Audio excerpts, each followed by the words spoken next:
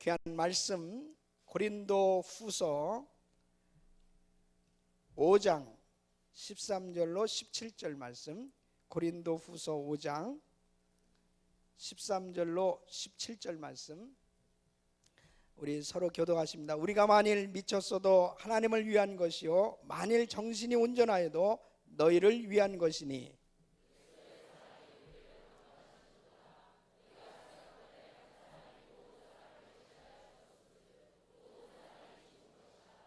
저가 모든 사람을 대신하여 죽으심은 산자들로 하여금 다시는 저희 자신을 위하여 살지 않고 오직 저희를 대신하여 죽었다가 다시 사신 자를 위하여 살게 하려 함이라.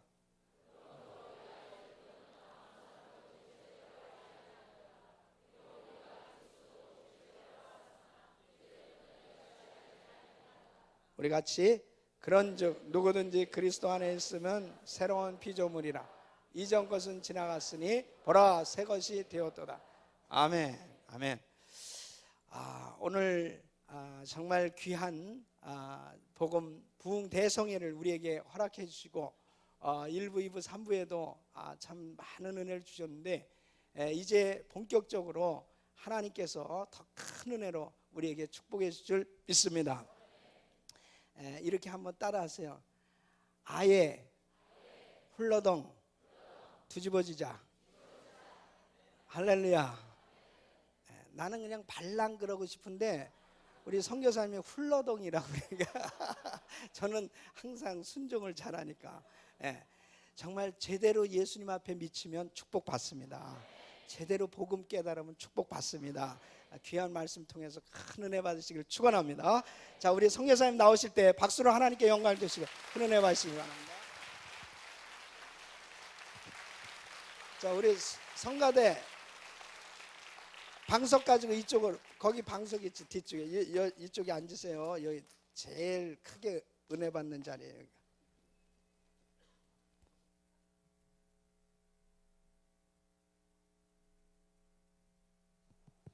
네. 우리 주님을 사랑하시는 분만 아멘 하십시다. 아멘, 아멘. 은혜도 참 여러 가지 종류가 있는데요. 저희 아이들이 이제 5 중에서 딸이 3이고 아들이 2입니다. 그런데 이제 애들이 다 저한테 은혜를 받는 건 아닌가 봐요. 같이 사는데.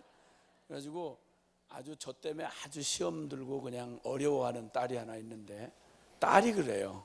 그래서 딸인데 얘가 이름도 엄청 좋아요. 아주 이름을 너무 좋은 이름을 지어줘서 그러나 이런 생각이 드는데 이름도 찬송이에요. 근데 찬송인데 얘가 꼭 저에 대해서만큼은 아주 불편한 감정이 있어가지고, 그러니까 이유는 이제 다른 것보다도 제일 큰 이유는 제가 저 엄마한테 제가 이렇게 뭐 말하자면 보통 이제 평균적인 기준에서 볼 때 좀 이렇게 다정하게 혹은 또 어디 나가면 손을 잡고 다닌다든지 또 뭐 아주 이제 말할 때도 좀 느끼하게 해야 된다든지 뭐 허니 달링 이러면서 코먹은 소리 한다든지 이런 걸 안 한다 이거예요. 이게 아주 무슨 여성 무슨 인권위원 회장인지 하여튼 나 그 아주 이상한 딸내미가 하나가 그 집안에 있어가지고 얘가 모든 여성을 대변하여 저 같은 사람을 타도하자 뭐 이런 마음에 그런 게 있는 것 같아요. 그래가지고 저를 쳐다봐도 이렇게 바로 쳐다보질 않아요. 눈을 별로 맞춘 적이 별로 없어요. 눈을 맞추고 대화를 해도 눈을 딱 15도 상방 내지는 15도 하방 이런 식이에요. 그래서 내가 야, 너 눈 좀 똑바로 두고 아빠 쳐다봐봐. 그러면 얘가 조폭이 아닌데 야 찬송아 그럼 이래요. 여자애가 그래. 여자애가 나 참 어려워요. 마음에 어려움이 많아요. 내 집안 식구가 왼술이라 이런 말이 성경에 있는 말이에요. 이해가 돼요. 그래서 근데 이제 뭐 싫으나 좋으나 저희 집안 분위기가 뭐 이렇게 선택해서 이렇게 뭐 사는 집안이 아니고 하여튼 예수 믿었다 그러면 뭐 선교사 되는 거 이하 무슨 그런 여지가 있는 걸 잘 몰라요. 우리 애들은 예수 믿었다 그러면 선교사 되는 거 이거밖에는 잘 몰라요. 어디 뭐 취직하고 어디 뭐 저 사업하고 이런 거는 그 가능치 않은 것처럼 생각이 되나 봐요. 내가 그런 건 내가 강요한 건 아닌데 분위기가 그래요. 오는 손님이 다 선교사고 날마다 말하는 게 선교고 주님 다시 오실 날을 기다리자 뭐 매년 그러고, 그러니까 얘기가 다른 얘기가 거기 끼어들 수가 없어요. 그러니까 좀 못마땅하지만 어쨌든 이 분위기에 편승해야 살아남으니까 이래가지고 결국 실현하죠. 오늘 이제 뭐 선교사 훈련을 받으러 이제 해외에 나가 있죠. 나가 있는데 언젠가 한번 걔가 나한테 미리 전화를 하는 일은 거의 없어요. 거의 없어요. 저한테는 무슨 막 왼수진 것 좀 그래요 괜히. 근데 하여튼 한번 재작년인가 하여튼 연초가 됐는데, 아니 세상에 이게 무슨 해가 서쪽에 뜰 일이지, 걔가 국제전화를 저한테 한 거예요. 그러니 나는 그 자체가 감동이야. 어떻게 얘가 다 나한테 전화를 다 했나? 그래가지고 너무 감동을 먹어가지고 이게 웬일이냐, 네가 이게 무슨 일이냐 이게, 그냥 막 감동이 온다. 뭐 무슨 일이 있냐 그랬더니 얘가 제가 좋아하는 얘기를 또 하는 거야. 우와, 이번에 아주 은혜를 크게 받았다는 거야. 그러니 뭐 이건 너무 반가운 얘기잖아요. 그래 무슨 일이냐, 그래 어떻게 너 같은 강팍한 심령이 다 은혜를 다 받냐 이랬더니 얘가 은혜 받은 얘기를 하는데 무슨 은혜를 받았다고 얘기를 하는 거 아니, 뭐라고 하는 거 아니, 거기 그 해외에 나가 있는데 거기 선교사님의 초대를 받았대요. 그래서 선교사님 집에 초대를 받아 갔는데 거기서 그렇게 은혜를 받았다는 거예요. 그래서 무슨 집회를 했나, 그래서 뭐 집회를 했냐 그랬더니 그건 아니래. 근데 하여튼 은혜를 세게 받았대. 무슨 은혜냐 궁금하다. 네가 어떻게 나한테 전화를 다 하고 또 은혜를 받았다고 이렇게 말을 하냐, 진짜 은혜스럽다. 그러니까 무슨 은혜인지 내용을 얘기를 해봐라 그랬더니 뭐라고 그러는 거야. 난 정말 듣고도 어처구니 없어서. 뭐에 은혜를 받았냐면 다른 집회나 이런 데서 은혜 받았다고 잘 얘기를 안 해요. 은혜는 속으로 봤는데 저한테는 표현을 안 해. 내가 좋아할까 봐. 아주 그렇게 악해요. 그런데 그 하와 누님을 닮아서 그렇지 뭐 다른 거 없는데. 그런데 뭘 은혜를 받았다고 그런 거 아니? 세상에 거기 갔는데 그 성사님네 집에 초대를 받아갔는데 우리랑 똑같이 미친 집이 또 하나 있다는 걸 발견했다는 거예요. 이게 그렇게 은혜가 되더래. 전 지구상에 우리 집 구석처럼 그렇게 이상하게 미친 집은 없는 줄 알았는데 어떻게 발견을 했는데 우리하고 하는 가락이 말하는 것 똑같고 사는 게 똑같고 그리고 아주 하는 짓이 다 똑같고 어쩜 그렇게 우리 집하고 그렇게 똑같이 미친 또 다른 종인데 똑같이 닮은 이걸 발견해가지고 그렇게 은혜가 되고 가슴이 따뜻해졌다고 이걸 국제전화를 해서 얘기를 했더라니까. 나 별 거지 같은 은혜도 다 했다나 이런 생각을 다 했어요. 미친 걸 보고 기쁜 거, 나 혼자만 미친 취급을 당하다가 누가 나랑 비슷하게 미쳤다, 과가 같은 과다 이러면 막 은혜가 막 오는 거 이런 거 있잖아요. 모르셔? 그런 게 있다고. 그런 게 있어요. 그러니까 자기가 어떤 동질감을 느끼는 어떤 사람이 자기가 왕따를 당하다가 누가 나만 혼자인 줄 알았는데 누가 비슷하게 왕따 당한 사람이 하나 있다 그러면 그렇게 위로가 돼요. 혹시 오늘 지금 이 시간에는 혹시 그런 은혜가 임하지 않을까 이런 예감이 오는데 그래도 괜찮을까요? 좋아, 아주 좋아요. 감사해요 진짜. 하여튼 정의 은혜를 정상으로 못 받거들랑 그렇게라도 받으시기를 바래요.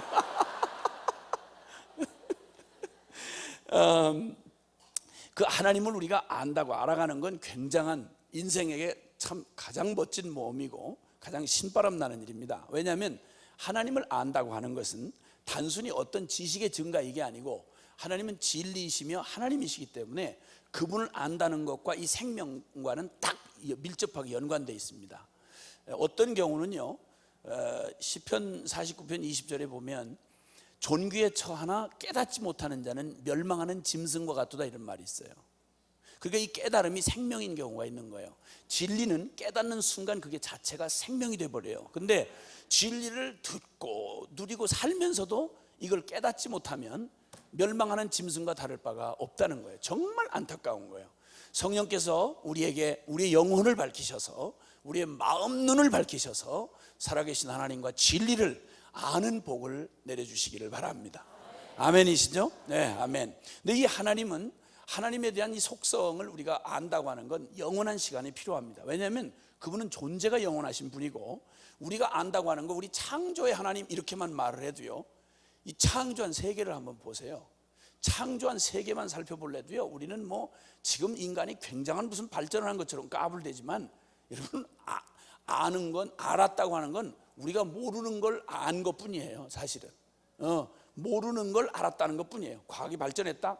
그거 다 해결된 거 아니에요. 뭐 인간 유전자 뭐 이거 비밀을 밝혀냈다, 해독하는 뭐 게놈인지 지놈인지 뭐 그걸 이렇게 해놨다 얘기를 하지만, 거기는 인간의 기본되는 근거 중에 인간의 영혼을 좌우하는 그런 DNA는 찾아낼 수가 없어요. 그건 가장 중요한 게 인간은 영적 존재거든요. 근데 그걸 밝혀내는 길이 그런 식으로 밝혀지는 게 아니거든요. 그러니까 지극히 일부분을 알았다는 것 뿐이죠. 하나님의 이 하나님 되심을 우리가 안다는 건 너무 어마어마한 겁니다. 너무 엄청나서 그건 영원을 두고, 그래서 저 천국에 가면 찬송을 부르는데 그 여호와께 그 주님의 거룩하심에 감탄을 하면서 거룩하다 거룩하다 거룩하다. 전에도 계시고 시방도 계시고 장차 오실 자라. 그리고 존귀와 영광과 그리고 능력과 권세와 그것이 세세무궁토록 주께 있으리로다. 할렐루야. 찬송이 계속 되는 곳이에요. 근데도 모태신앙들은 이 얘기 들으면 또 막 머리에 김이 나요. 또 찬송만 해요. 지금 이 땅에서 찬송 부르는 것도 지겨워 죽겠는데 천국 가서는 매일 찬송만 불러야 된다니까 죽으려고 그러는 거야. 그게 찬송의 의미를 몰라서 그래.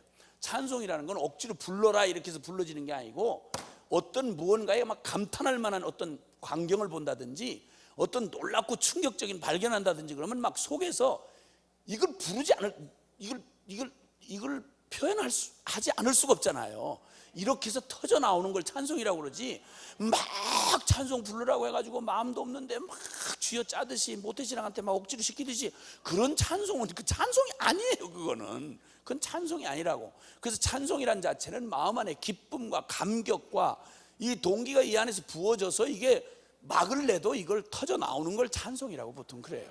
아멘이시죠?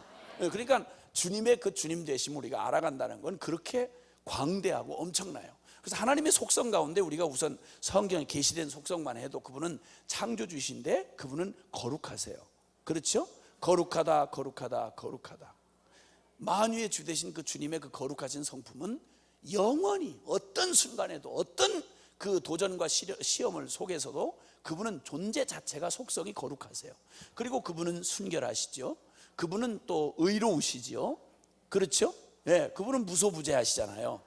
이런 모든 하나님의 성품 가운데 우리에게 정말 놀라운 주님의 성품 가운데 한 가지, 우리가 하나님을 알게 되는 이 성경을 통해서 계시되고 만물을 통해 드러난 하나님의 성품 가운데 하나는 시편 136편에 보면 여호와께 감사하라. 그는 선하시며 그 인자하심이 영원하미로다.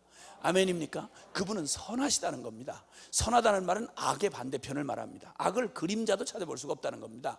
하나님의 이 선하신 성품이 우리에게 그토록 이 은혜가 되는 것은 하나님의 선하심이 영원하다는 겁니다. 그러니까 처음에는 선했는데 나중에는 서로 악해지잖아요. 우리 부부 사이는 처음에는 선했는데 근데 나중에 악해지잖아요. 이게 어려움이잖아요. 근데 선한 게 영원한 거야. 처음에도 선하시고 나중에도 선하시고 좋을 때도 선하시고 나쁠 때도 선하시고, 그래서 주님에게는 악의 그림자도 찾아볼 수 없는 분이 하나님이세요. 이 하나님의 선하신 성품을 우리가 알 수 있는 것 중에 그분이 지으신 창조의 원리를 이렇게 보면 그분의 선하심이 아주 그대로 이렇게 드러나 있는데, 그 중에 하나가 바로 뭐냐면 하나님의 선하신 성품이 그 만드신 만물 가운데 가장 그 드러난 그 두드러진 그 선하심은 바로 뭐냐면 하나님이 그 생명을 지으실 때, 이 생명체들을 지으실 때 말이죠, 이 생명체를 그 생명의 특성을 따라서 아주 자연스럽게 그 생명이 사라지도록, 그 생명이 실제가 되어 사라지는 게 자연스럽도록 만드신, 이게 바로 하나님의 선하신 성품이라는 거예요. 아주 쉽게 설명을 해볼게요. 만약 예를 들어서 하나님이 닭을 이렇게 만들어 놓으시고 어느 날 닭을 막 꾸짖는 거예요. 넌 생각이 닭대가리냐 너? 너 왜 생각을 그밖에 못 가져? 긍정행음 적극적 사고방식을 동원해서 독수리 같은 야망을 품고 천국을 날아볼 생각을 꿈에도 안 하고 넌 날마다 모이만 주워 먹냐? 그래서 너를 치킨으로 해먹어야 되겠다. 이런 하나님은 없어요. 없어. 존재적으로 불가능하다 이거예요. 이걸 악하다 그래. 이걸 이걸 악하다고 그래. 그렇게 살 수 없는 존재를 보고 그렇게 살으라고 트집 잡고 막 압박을 하고 억지로 막 그렇게 해서 안 됐다고 또 트집 잡아서 치킨 해 먹고 이런 거를 이걸 악독하다 그래. 이거 세상의 군왕들이 다 이따구 짓을 했다고요. 네론이 하는 그 미친놈들 있잖아요. 그 히틀러 이런 것들, 저 천황 그 똥오줌 싸고 이런 것들 있잖아요. 그것들. 어? 이래 지가 신이라고 그러고 막 엉뚱한 일 막 그 식민지에 막 이렇게 해가지고 사람들 트집 잡고 죽이고 이런 건 세상의 악한 군왕들에게서나 찾아보는 거지. 우리 선하시고 인자하심이 영원하신 하나님에게는 그런 일이 있을 수 없다 이거야. 그 창조한 피조 세계를 살펴보면 그 모든 피조물이 다 그 지으신 하나님의 원래 의도대로 그 생명마다 특성을 가지고 있어요. 그래서 식물의 생명도 식물이라고 다 똑같지 않아요. 식물의 생명을 주님이 얼마나 확고하게 이렇게 말씀하시냐면 나무는 그 열매를 보아한다 그랬어요. 그렇죠? 감나무가 감열매를 맺는 건 막 신경을 쓰고 적극적 사고방식을 다하여서 나는 감을 맺혀야만 돼 이렇게 해서 맺어지는 게 아니고 그냥 심겨져 있으면 저절로 감을 맺혀요. 그리고 신경 꺼도 돼. 나는 혹시나 사과를 맺으면 어떡하나 이렇게 할 필요가 없는 거예요. 그렇게 할 이유가 없단 말이에요. 그러니까 나무마다 그 열매를 보아할지니 하는 것은 나무가 속성상 감나무는 감열매를 맺고 밤나무는 밤열매를 맺고 사과는 사과를 맺고 배는 배를 맺게 돼 있단 말이에요. 요즘에 뭐 생명공학으로 장난질을 해가지고 자꾸만 뭐 땅콩 위에다가 뭘 맺게 하고 뭘 이렇게 하고 이런 장난을 해서 그렇지 원래 하나님의 생명의 원리대로 하면 그런 순리로 그러니까 전혀 열매를 인위적으로 막 이렇게 용을 쓰고 막 악을 써서 되는 게 아니고 가장 자연스럽게 그 생명의 실제가 그대로 열매로 드러나게 돼 있다 이 말이죠. 날짐승은 날짐승대로, 들짐승은 들짐승대로, 물속의 짐승 물고기들은 물고기대로 다 특성을 따라서 그렇게 살아가는 게 아주 자연스럽게 되어 있습니다. 개가 개답게 산다는 것은 개가 부흥해 가지고 되는 게 아니고 그냥 밥만 먹으면 개는 개짓을 합니다. 그렇죠? 어느 동네에서 혹시 이런 거 보셨나? 큰 개가 동네 개들 다 모아놓고 난리가 났어. 하면서 막 야단났어. 이게 무슨 말을 뭐하나 하고 옆에서 들어봤더니 이 큰 개가 막 그냥 침을 이렇게 하면 무서운 개가 그 조그만 개들을 막 쥐잡듯이 하면서 개같이 생겼다고 다 개냐? 개다워야 개다. 이래가지고 개들이 또 은혜를 받고 가서 골목으로 돌아가서 또 다시 개짓을 하고 그 다음에 영빨이 떨어지면 다시 모여서 부흥회 또 한 번 하고 또 다시 개로서의 정체감을 다시 되찾고 또 개짓을 하고 이런 거 없다 이 말이에요. 그런 게 없다 이거예요. 하나님이 창조하신 세계는 아주 자연스럽고 그 생명의 순리를 따라서 그게 자연스러운 생명의 표현을 하게 돼 있다고요. 그렇죠? 소가 소답게 사는 건 연습하고 누가 소도덕 교과서를 통해서 가르쳐서 되는 게 아니고 태어나서 먹고 했다 하면 소짓을 해. 닭은 닭짓을 하고 이렇게 해서 피차의 모든 만물은 다 하나님이 지으신 생명의 특성을 따라서 그 살아가는 게 아주 자연스럽게 나타나게 돼 있다 이 말이에요. 이게 하나님의 선하신 성품을 드러내는 아주 뚜렷한 증거가 된다 이 말입니다. 아멘이시죠? 그러면 이런 하나님의 섭리를 기준으로 생각을 해본다고 하면 하나님은 우리를 하나님의 형상으로 지으셨어요. 그렇죠? 맞죠? 네, 그런 섭리라면 우리의 삶에 사실은 우리의 삶에도 그런 동일한 원리가 적용이 돼야 돼요. 그런데 하나님이 성경에 말씀하신 이 말씀은 하나님이 그런 선하신 분이기 때문에 이 성경에 명령하셨다고 하면 할 수 없는 걸 명령하실 리는 천만부당한 일이야. 하나님 성품에 근거해서 말한다면. 그렇죠?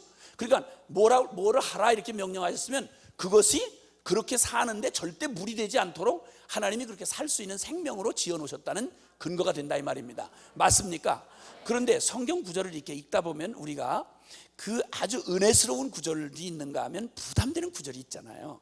은혜스러운 구절은 주로 이런 거죠. 아브라함아, 너 본토 친척 아비의 집을 떠나면 내가 너로 복을 주어서 내 이름을 창대케 하고 너를 하여튼 내 자손을 그냥 다 번성케 해서 큰 민족을 이루게 해줄 건데 네가 복의 근원이 될 것이다.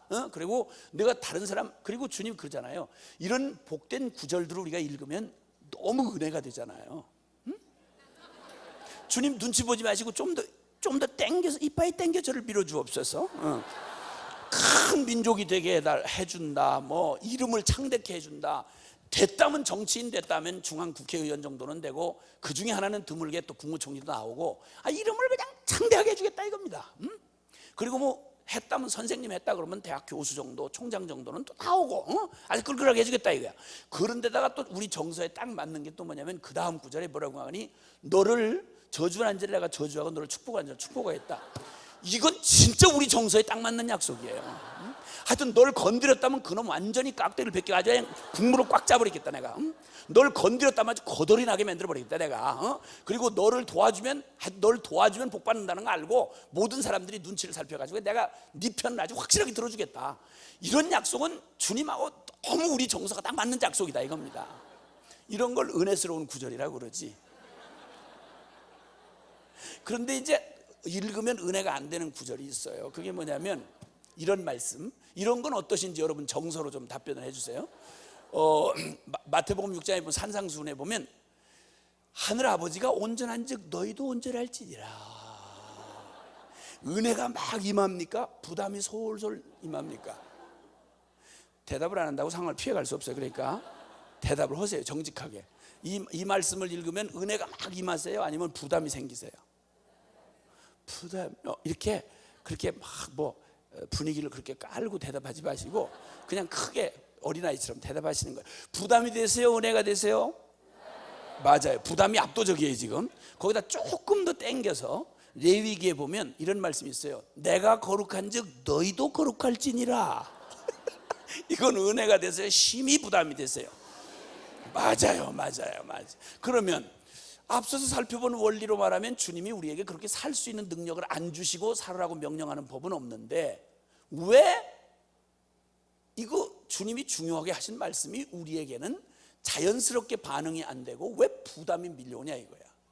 이거 고민 안 해보셨어요? 고민 안 해보셨어요?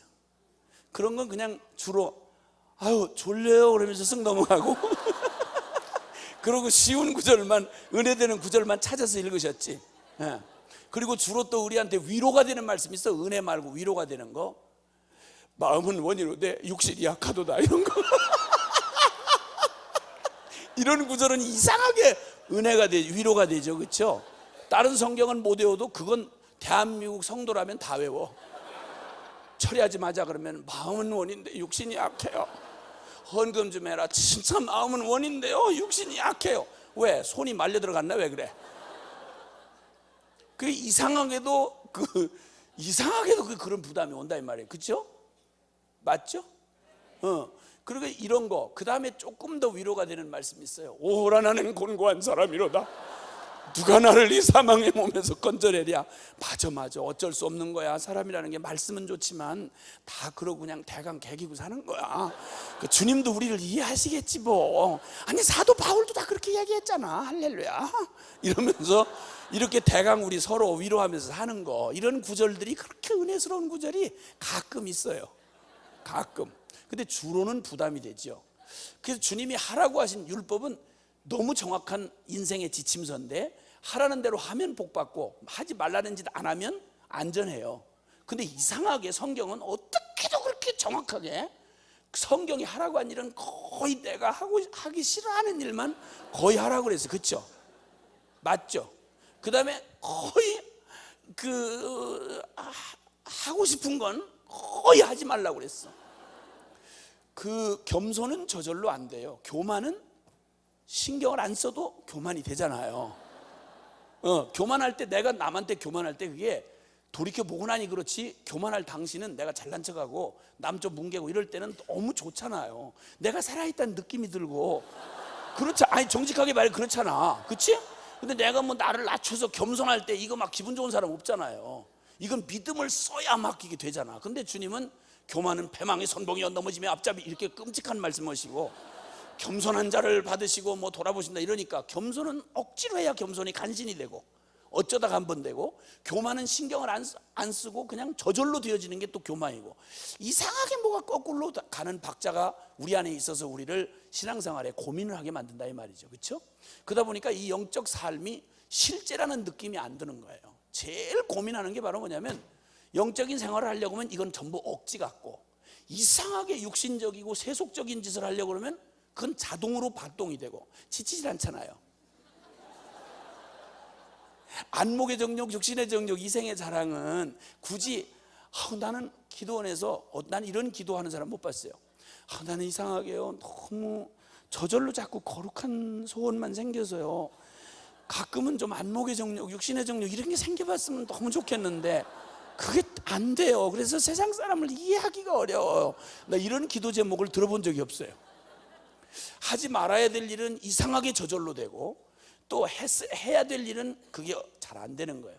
이러다 보니까 신앙생활이 영적이라고 말하면 전부 실체가 아니고 억지로 쥐어짜듯이 신앙생활을 해야 된다는 부담감이 있는 거예요. 그러니까 그런 목마름이 우리 안에 있단 말이에요. 쉽게 말하면 실제가 되지 않는 우리의 이 신앙생활, 옳은 걸 다 동의하고 그렇게 살아야 된다는 것도 100번 지당한 말씀인데도 불구하고, 그렇게 살려고 하는 욕망이 있음에도 불구하고 이것이 자연스럽게 안 되고, 어떤 거는 실제로 막 내가 리얼하게 느끼면서 그냥 그것을 막 위에서 막 살 때는 지치도 피곤치도 않는데, 근데 이상하게 의로운 일이나 진리를 따라 살려고 하면 이건 억지 춘향이 짓을 한단 말이야. 그리고 가끔 내 영적인 삶에 실제를 부여해주는 은사나 체험을 한다든지 능력을 체험하면 그게 경험이 돼가지고 나를 뜨겁게 하고 이렇게 끌고 가긴 하는데, 이게 무슨 원리로 어떻게 내게 왔는지를 구분이 안 되니까, 어떻게 이걸 유지하고 이걸 관리해야 할지, 영적인 삶이라는 건 뭔지, 왜 이게 실제가 안 되는가. 다른 건 다 실제인데, 죄 짓는 건 그렇게 실제가 되고 그러는데 왜 영적인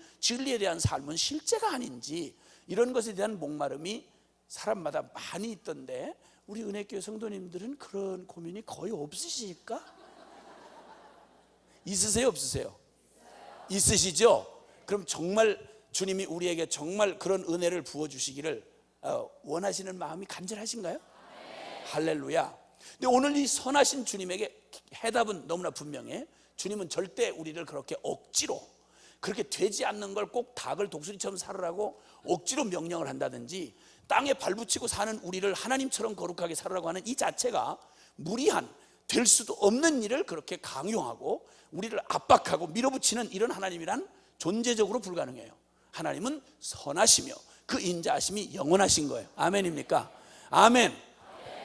그래서 주님은 우리에게 천국을 말씀하실 때에도 천국을 어떤 관점에서 강조를 하시냐면, 여러 모양으로 하나님 나라를 설명할 수 있지만 마태복음 13장에 보면 제가 지금 말씀한 이 주제로 천국을 7가지 비유로 말씀을 하셨어요. 비유로 천국은 마치 이와 같으니 라고 하신 말씀 가운데, 꼭 저 값진 진주를 찾아다니는 보석 장사가 전 세계에서 딱 하나밖에 없는 진주 하나를 발견했어.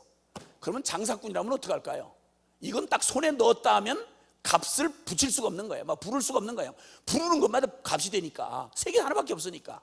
그러면 장사꾼이라면 말할 것도 없죠. 주님이 장사꾼이 알아듣는 말로 값진 진주 하나를 만난 장사꾼과 같으니, 그는 그걸 발견한 즉신 무슨 수단과 방법을 다 써서라도 자기 소유를 팔아다가 이 모든 보석상 다 팔아서 이거 하나만 사면 논하는 거야. 이러면 이걸 팔아다가 이거 사는 일은 억지로 이렇게 해야만 된다는 부담감이나 의무로 하지 않고 저절로 아주 실제적인 반응이 일어나서 그걸 사게 되느니라. 아멘입니까? 천국은 허구 속에 있는 종교적 어떤 신화나 아니면 관념적 어떤 개념이 아니라, 천국은 분명히 우리가 땅을 디디고 사는 이 현실보다도 더욱 실제다 이 말입니다. 아멘입니까? 그러니까 이 천국을 바라보고 그를 믿으며 나아가는 자의 신앙도 정신통일이나 중연불 이런 게 아니고, 자기 확신 따위가 아니고 진리를 정말로 발견한 사람 같으면 그 안에 자연스러운 생명의 실제적 반응이 일어날 수밖에 없다 이 말입니다. 천국이 그렇다 이 말입니다. 그러니까 억지 춘향이처럼 억지로 쥐어짜듯이 운명적으로 믿어지지도 않는 걸 억지로 믿어주려고 하고, 그리고 느껴지지도 않는 걸 억지로 느끼면서 막 이렇게 쥐어짜듯이 가서 종교 생활하듯이 하는 게 기독교의 생활이 아니라는 거예요. 신앙에 대해서 오해를 한다 이 말이에요. 천국은 마치 이와 같으니, 또다시 주님은 비유로 말씀하기를 밭에 감추인 보화를 발견한 어떤 농부와 같다 그랬어요. 생각을 해보세요. 지금 같으면 그런 일이 거의 없는데, 그 밭에 옛날 고대 시대에는 이 비유를 사용하실 때에는 가능했어요. 왜냐하면 옛날에는 은행도 없지요. 거기다가 무슨 공용화폐도 그렇게 널리 통용화폐가 없죠. 거기다가 재산을 이게 결국 모으는 일은 다른 길이 없어요. 보석, 어디서든지 그 가치가 통용이 되는 보석을 이거 쌓아두는 수밖에 없는데, 이거 은행도 없고 이런 게 없으니까, 그러니까 국경도 분명치 않은 그런 부족 시대에 이 그 보물을 간직하는 방법은 아무도 모르게, 그 아들도 모르게 그 보물을 깊이 파가지고 보물, 튼튼한 보물함에다 해서 땅 깊이 묻는 거예요. 그리고 죽을 때 이제 유언하고 죽으려고 한 거지. 근데 죽음이라는 게 자기 원하는 대로만 찾아오질 않잖아요. 강도가 와가지고 혹시 너 유언할 기회를 줘야 되겠다, 야 내일 올 테니까 죽을 준비해라, 이렇게 안 하잖아요. 그러니까 와가지고 갑자기 확 죽여버리니까 주인을 잃어버린 보물이 되는 거예요. 이렇게 되면 이런 것들이 여기저기 많이 흩어져 있었던 거예요. 이러다 지각 변동이나 이제 홍수나 이런 걸로 해서 지표면에 가까이 왔을 때 가난한 어떤 농부가 가서 남의 밭을 갈다가 이걸 갖다 탁 발견했다 이 말이야. 와우. 이러면 그거 잘못되면, 그거 그냥 발견됐다고 순진하게 얘기하면 주인 몫이 되는 거예요. 그 땅 주인 몫이.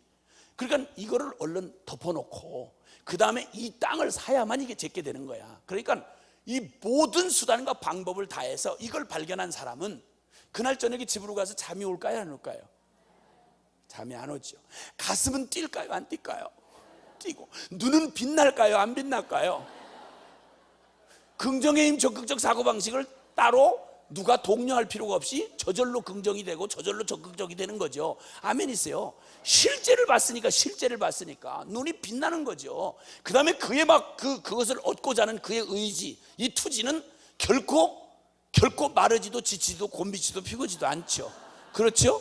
그 다음에 이걸 사기 위해서, 이 밭을 사기 위해서 그가 들이는 모든 대가지불, 쉽게 말하면 오두막살을 팔고 자기 논밭 전지 다 팔고 이걸 사면 어떤 수지를 맞는 걸 아는 이상, 계산이 딱 되면 이거 파는 거 아까워서 맞아요, 그걸 얻는 건 좋은데요, 그것까지 팔아야 돼요, 이것도 포기해야 되나요?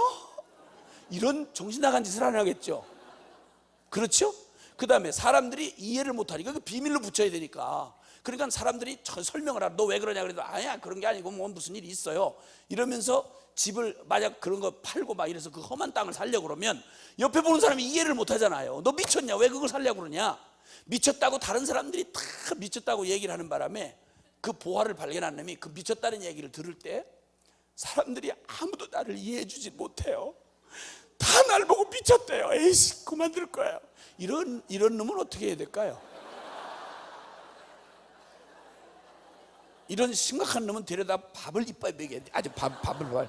하여튼 그런 놈은 밥밖에 먹을 가치가 없어요. 그런 놈. 밥을 많이 먹여야 돼.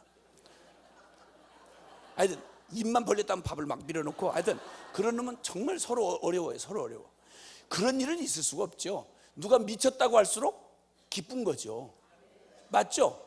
미쳤다고 그러면 아직 발견된 게 아니거든. 남이 눈치를 못 챈 거니까 미쳤다고 할수록 좋은 거야. 그러니까 그래, 맞아, 나 미쳤다, 이렇게 한단 말이에요. 그 사람들이 아주 관심도 안 두게 이렇게 해서 그 밭을 살 때까지 그는 이게 사실이면, 보물을 발견한 게 사실이면 그걸 얻기 위한 그의 모든 노력은 해라 말아라 고사를 지낼 이유가 없고 저절로 실제가 되는 거예요. 그렇죠? 기쁘고 막 신바람 나고 지칠 줄 모르고 어떤 난관이라도 뚫고 넘어가게 돼 있고, 그리고 반드시 수단과 방법을 다 동원해서라도 이걸 팔아다가 이 밭을 샀느니라. 천국이 마치 이와 같다 이 말이에요. 밭에 감추인 보화를 실제로 발견한 사람처럼, 보화하고 비교하겠어요? 예수 그리스도를 만약에 정말 생명으로 발견했다면, 복음의 진리를, 가치를 진정으로 만나고 부딪혔다면, 그 다음에 믿어라, 자셔라, 열심을 내라, 헌신을 해라, 포기를 해라, 이런 말을 할 필요가 없죠. 누가 미쳤다 안 미쳤다 한들 전혀 영향 안 받죠. 전혀 영향 안 받죠. 그렇죠? 그러니까 그렇게 이 사로잡힌 밭에 감추인 보화를 실제로 발견한 것처럼만 복음의 진리를, 복음의 영광과 능력과 축복을 경험했더라면, 예수님을 그렇게 만났더라면, 실제로 진리를 경험했더라면 믿어라 말아라 열심 내라 할 이유가 전혀 없이 그에게는 실제가 될 뻔했다 이 말이에요. 아멘입니까? 그런데 왜 우리에게는 이런 것이 실제가 되지 않는가? 사실 솔직한 말로 사람들이 자신에게 있어서 정말 진정으로 자신에게 그 실제가 되는 건 주로 어디에서 경험되냐면요, 사람들은 자신에게 있어서 자기가 마음에 어떤 가치를 인정하면, 주님이 이런 말씀했어요. 한번 따라해 보세요. 네 마음은 네 보물 있는 곳에 있느니라.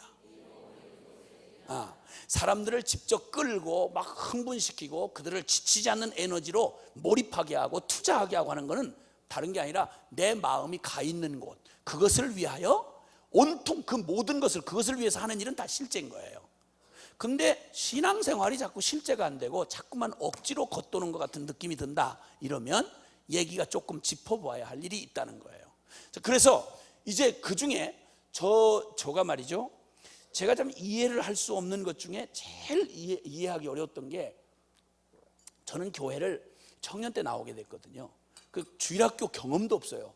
솔직한 말로 난 지금 돌이켜 생각해봐도 어렸을 때 예수 안 믿어도 성탄절 같은 데는 가서, 옛날 같으면 거기서 밀가루 덩어리도 얻어먹고 뭐 초콜릿 덩어리 이런 거 끔도 얻어먹고 그러잖아요. 에? 그래서 가만히 생각하니까 옛날에 내 어릴 때 내 친구 애들은 얘들이 교회 안 나간 놈들인 줄 내가 알아요. 아는데 이 자식들은 어느 때인가 겨울 때쯤, 지금 생각하니까 크리스마스 때야, 어디를 갔다 왔다고 그러는데 갔다 오면 보통 사람 만나보지 못하는 초콜릿이나 미제 초콜릿이나 뭐 이런 거, 우유덩어리나 뭐 끔 같은 거 이런 걸로 해서 갖고 와가지고 약 올리고 뭐 그런 걸 봤단 말이에요. 알고 봤더니 교회로부터 부조리 청탁을 받은 거예요.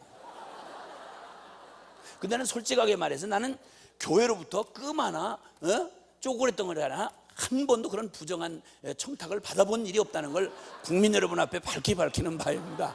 그만큼 교회하고는 벽을 쌓고 살았어요. 교회 건물이나 그 예배당 건물인 줄 몰랐다니까. 뻘건 벽돌이 그게 평소에는 안 보이잖아요. 사람들이 드나들질 않으니까. 사람 안 볼 때만 왔다 갔다 하잖아요. 새벽에만 왔다 갔다 끝나고 그렇게 하고, 주일날은 또 아예 노는 무대가 다르니까 거기를 볼 리가 없고, 나 그 창고인 줄 알았어. 늘 뻘건 벽돌 이렇게 된 거. 이렇게 문외 안으로 살다가 교회를 왔으니까 안모태가 여러분 예배당 나온다는 거 어지간한 사건 없이는 나오기 어렵습니다. 예, 안모태가 세상 나름대로 살다가 예배당에 발 들여놓는 것만 해도 어지간한 사건 없이는 오기가 쉽지 않습니다, 여러분. 예. 그래서 생소한 이 교회 분위기에 딱 들어놓고 보니까 어떻게 같은 하늘 아래 사는데 이렇게 다른 종자들이 모여 사는지 난 처음 봤어요. 아니, 교회 안에 어떻게, 교회를 처음 들어와 보니까 분위기가 이렇게 다를 수가 없어요. 왜냐하면 저가 자라난 배경은, 저희는 나는 한국말이 욕이 없이 어떻게 한 문장이 완성되나 이게 궁금해요. 너무 욕을 사랑하는 집안에 자라나가지고 문장에 욕이라는 단어를 빼면 문장이 다 깨져버려. 나는 한국말이 자연스럽게 욕과 섞여서 이렇게 쓰여지는 줄 알았어요. 난 아예 그렇게 배웠으니까. 그리고 우리는 사이가 진할수록, 사이가 가깝잖아요. 가까운 사이잖아요. 그럼 욕을 진하게 해요. 그래야 이게 사이가 가까운 거예요. 그래가지고 저희 친척들이 이렇게 한번 모이면 욕을 진하게 하죠. 소주 한번 까고 그 다음에 욕을 아주 진하게, 아주 질펀하게 욕을 하고, 근데 할 때는 통쾌한데 들으면 기분 나쁜 게 욕이잖아요. 이래가지고 친척끼리 한 잔 먹고 알딸딸해서 진하게 사이를 확인하면서 진하게 욕을 하다가 진하게 열받아가지고 완투를 뽑아요. 또 이렇게. 그럼 코피 터져가지고 사촌들 뭐 누구 뭐 이렇게 만나가지고 서로 코피 터져가 1부는 그렇게 해서 끝나고, 다시는 막 욕을 해가면서 다시는 안 만난다 이래가지고 헤어지는 게 저희 보통 가족 친척 문화예요. 근데 이런 집구석에 자라다가 예배당을 처음 나와보니까 한마디로 말해서 느끼한 분위기예요. 아니, 어떻게 사람이 살아서 어떻게 낯을, 부끄럽지도 않나 서로 얼굴을 빤히 쳐다보면서 어머나 권사님 할렐루야,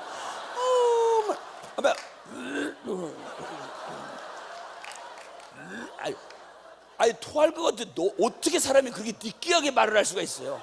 남자들도 하하하하, 아유 장로님 네 참 주님의 은혜로 하하하, 아니 어떻게 그렇게 가증스럽게 얘기를 할 수가 있어요? 이게 도대체 문화가 영 적응이 안 되더라고. 그러니까 이 사람들은 다 별천지에서 온 사람들이고 어떻게 이 험한 세상에 이렇게 깔끔하게 이렇게 보호가 돼가지고 그렇게 돼 있냐 말이야. 근데 나 처음 예배당 나왔더니 날 보고 글쎄, 날 보고 김 선생이래. 우리 집안 3대를 조사해봐도 선생질한 사람이 아무도 없어. 그때만 옛날에는 선생 그러면 그림자도 밟지 말라고 그랬다고 선생님을 굉장히 존경했거든. 그런데 글쎄 날 보고 선생이라니, 김 선생이라니. 그래 처음 교회 나갔는데 날 보고 김 선생이라고 그러니까 난 얼마나 그 몸둘 바를 모르잖아요. 난 선생 아니에요. 아니에요, 선생 아니에요. 근데 듣고 나니까 그게 그렇게 기분이 좋대. 그게 그래서 누가 안 불러주면 이렇게 앞에 가서 이렇게 얼씬얼씬하면 어머나 김 선생 오셨어? 이러면 아니에요 김 선생 아니에요. 나 이게 그렇게 가슴이 따뜻해지고 나 인간적인 대접을 받아본 게 그 처음이야.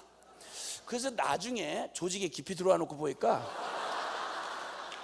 교회에서 제일 부를 이름이 없을 때 선생이라 그러더라고. 그러니 뭐 그때는 이미 조직에 깊이 들어가 있는데 어떻게 나와요 그걸. 사람이 속이 있지. 그래서 이렇게 아주 문화 충격을 받아가면서 저는 신앙생활을 했어요. 자, 그러니 뜨거워서 들어왔을 거 아닙니까? 저는 뜨거워서 들어왔거든. 뜨거워서 들어왔는데 글쎄 난 제일 불가사의한 사람들을 만났어요. 그게 뭐냐면 모태신앙들. 이 모태 짱아찌들을 보고 나 정말 충격받았어요. 정말. 보통 3대 4대 모태신앙들 있잖아요. 아빠 뭐 목사님 아들 뭐 장로님 딸 뭐 이런 식으로 해가지고 3대로 뭐 장로님 집안 뭐 이래가지고 이게 자라난 세대를 가만히 보면 2대 3대쯤 가면 자기들이 소개를 해. 나는 모태가 아니니까 모르잖아. 이게 모태들이 하도 자기들을 소개하고 얘기를 하니까 내가 그걸 얘기를 모아봤어요. 모아봤더니 거의 한국에서 특별한 경우 빼놓고 모태신앙들은 자기를 소개할 때 이렇게 얘기를 해요. 저는 모태신앙입니다. 그렇기 때문에 뜨겁지 않습니다. 그러니까 모태 이꼬로 뜨겁지 않은 뭐 이게 공식이야 공식. 나는 3대째 장로님 집안이기 때문에 뜨거운 걸 기대한다는 건 이상하다는 거야. 그래서 난 모태신앙이기 때문에 뜨겁지 않대 이래. 그래놓고 그러니까 모태가 뜨거우면 이상한 거예요. 그건 돌연변이 같은 거야. 그리고는 그렇게 말을 해놓고도 저도 또 들은 게 있어서 그런지 묻지도 않는데 지가 자기를 변명을 해요. 또 모태 뜨겁지 않음 이래놓고 자기도 좀 이상한가 봐. 그러니까 스스로 변명하기를 모태는 뜨겁진 않지만 한 가지 장점은 있어요. 그건 꾸준해요.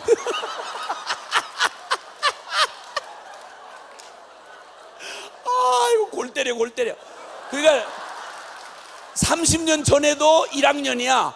30년 장로가 돼가지고도 1학년이야. 그러니까 그냥 매장 신앙생활 한 번도 잘한 적이 없어. 잘한 적이 없고 그냥 그때 박아놓은 대로 그냥 그대로 변함없이. 그리고 예배당 그 앉는 의자도 바뀌지도 않아. 거기 늘 앉아. 왜냐면 터줏대감이니까 누가 안모태가 와서 건드릴 수가 없어. 또 교회는 완전히 모태신앙들이 터줏대감이거든. 안모태들은 눈치 잘 봐야지 잘못하면 큰일 나요. 모태들한테 찍혔다면 쫓겨나. 그래서 그런데 이 모태를 내가 들으면 들을수록 신기하게 짝이 없는 거예요. 이게 뭐냐면 뜨겁질 않다는 거죠. 그리고 모태신앙들은 가장 이 기독교의 핵심적인 본질에 대하여 정서적으로 가장 어려워해요. 그 중에 제일 어려워하는 게 뭐냐면 십자가. 모태신앙들은 십자가 보면 정서가 너무 어려운 거야. 십자가 보면 감동이 전혀 안 되는 거죠. 왜냐하면 왜 주님이 날 위해 돌아가셔야 되냐 이거야. 이게 이해가 안 되는 거야. 저 뒷골목에서 온 저런 막 나가던 저런 안모태를 위해서는 주님이 죽으셔야 되는 걸 이해가 하겠는데 모태신앙은 물리적으로 죄를 지을 시간이 기회가 별로 없었잖아요. 제가 모태를 잠깐 제가 소개를 해볼게. 모태로 태어나는 운명이 어떻게 되는지를 얘기를 해볼게. 극성맞은 엄마가 엄마가 예수를 믿어가지고 엄마는 체험신앙이니까 뜨겁잖아요. 이 뜨거운 엄마가 임신을 하고는 하나님이 생명을 주셨다고 그러면서 작정기도를 해가지고는 10달을 작정을 하고 계속 나가기 시작한 거야. 이래서 모태가 된 거야. 모태에 끌려 나갔다 이건 말이에요. 그래가지고 태어난 다음부터는 그냥 모태신앙의 집안에서 자라는 분위기가 어떠냐면 이렇잖아요. 그러니까 경건한 집안이니까 그러니까 말도 가나다라 순서로 가르쳐 주는 게 아니고 하나님 하부터 얘기해라 하 이래가지고 가나다라 순서도 없이 하나님 하자부터 이제 말을 배우기 시작하는 거야. 그래 순서도 없이 이제 국어 순서도 없이 하나님 하부터 배워야 되고 본 적이 없는데 말할 만하면 엄마가 기도를 하라고 강요를 하잖아요. 기도를 안 하면 밥을 안 주니까. 그런데 이해를 시키기도 전에 분명히 엄마가 밥 끓여다가 주는 걸 봤는데 하나님 밥 주셔서 고마워요 이렇게 하라고 하니까 얘가 어지러운 거야. 엄마가 하나님인가? 뭐 이렇게 헷갈려도 물을 수가 없어. 그러면 엄마가 하나님인 거야. 이랬다가는 3일 금식을 해야 되니까 아이야 그런 말은, 불경한 말은 꺼내지도 못한 채 그냥 믿으라면 믿어야 되고 막 이렇게 하고 이제 살아오는 거지. 그 어릴 때는 무슨 반론을 필 그게 없으니까 그냥 이제 시키는 대로 하다가 이제 조금 자랐는데, 이 모태신앙 경건한 집안에 자라려면 그 사람 감정은 똑같은 죄인이기 때문에 감정이 있는데, 동생하고 이렇게 자라려면 싸울 일이 많잖아요. 그럴 때 같은 한국말인데 모태신앙이 쓸 수 있는 말은 너무 제한적이잖아. 그리고 표현에 있어서 너무 답답하잖아요. 그러니까 동생하고 싸우고 아주 때려 죽이고 싶은데도 그런 말은 절대 못 꺼내죠. 그러니까 기껏 싸워도, 모태신앙도 싸우는 거 보면 이렇게 싸우죠. 경건한 집안에서는 넌 정말 그렇게 하면 나쁘다고 생각돼? 진짜 넌 나쁜 아이야. 아우 속상해 죽겠네. 이게 이제 모태신앙이 집에서 싸우는 거야. 이제 이렇게 해서 속이 풀리질 않고 응어리가 이렇게 맺혀 있다가 이제 드디어 이제 놀이터를 나가본다 이 말이지. 그랬더니 세상에 이게 다 예수 믿는 사람이 아닌 거야. 근데 같은 한국말인데 어쩌면 이렇게 표현이 같은 한국말인데 시원시원한 걸 느낀 거지. 야, 한국말이 이런 말도 있구나 이렇게 깨달은 다음에, 그 다음에 이제 집에 들어와서 너무 좋아 보이니까, 시원해 보이니까, 시원시원해 보이니까 그동안 표현을 못했던 말을 거기 놀이터에서 막 애들 막 쓰는 말을 듣다가 너무 신나가지고 했는데, 마침 저녁에 동생이 시비를 건다 이거지. 그러니까 계속 이랬다가 무슨 의미인지도 모르고 그냥 시원해서 한번 해본 거야 그냥. 근데 갑자기 경건한 엄마의 눈에 눈물이 후쑥 떨어지더니, 오 주여, 여종이 자식을 잘못 길렀나이다 이러더니 가서 가스레인지에다 이렇게 켜는 거야 불을. 그러고 젓가락을 거기다 올려놓는 거죠. 그리고는 이사야서 6장을 펴가지고는 그 이렇게 한 애를 데려다가 이사야 6장을 보여주는 거야. 이사야가 환상 중에 하나님의 그 궁전을 바라보는데, 입술이 부정한 자 중에 거하야 천사가 불에 달군 화절을 갖다 입술을 지진 얘기, 이거를 여기다 읽어주는 거지 애한테.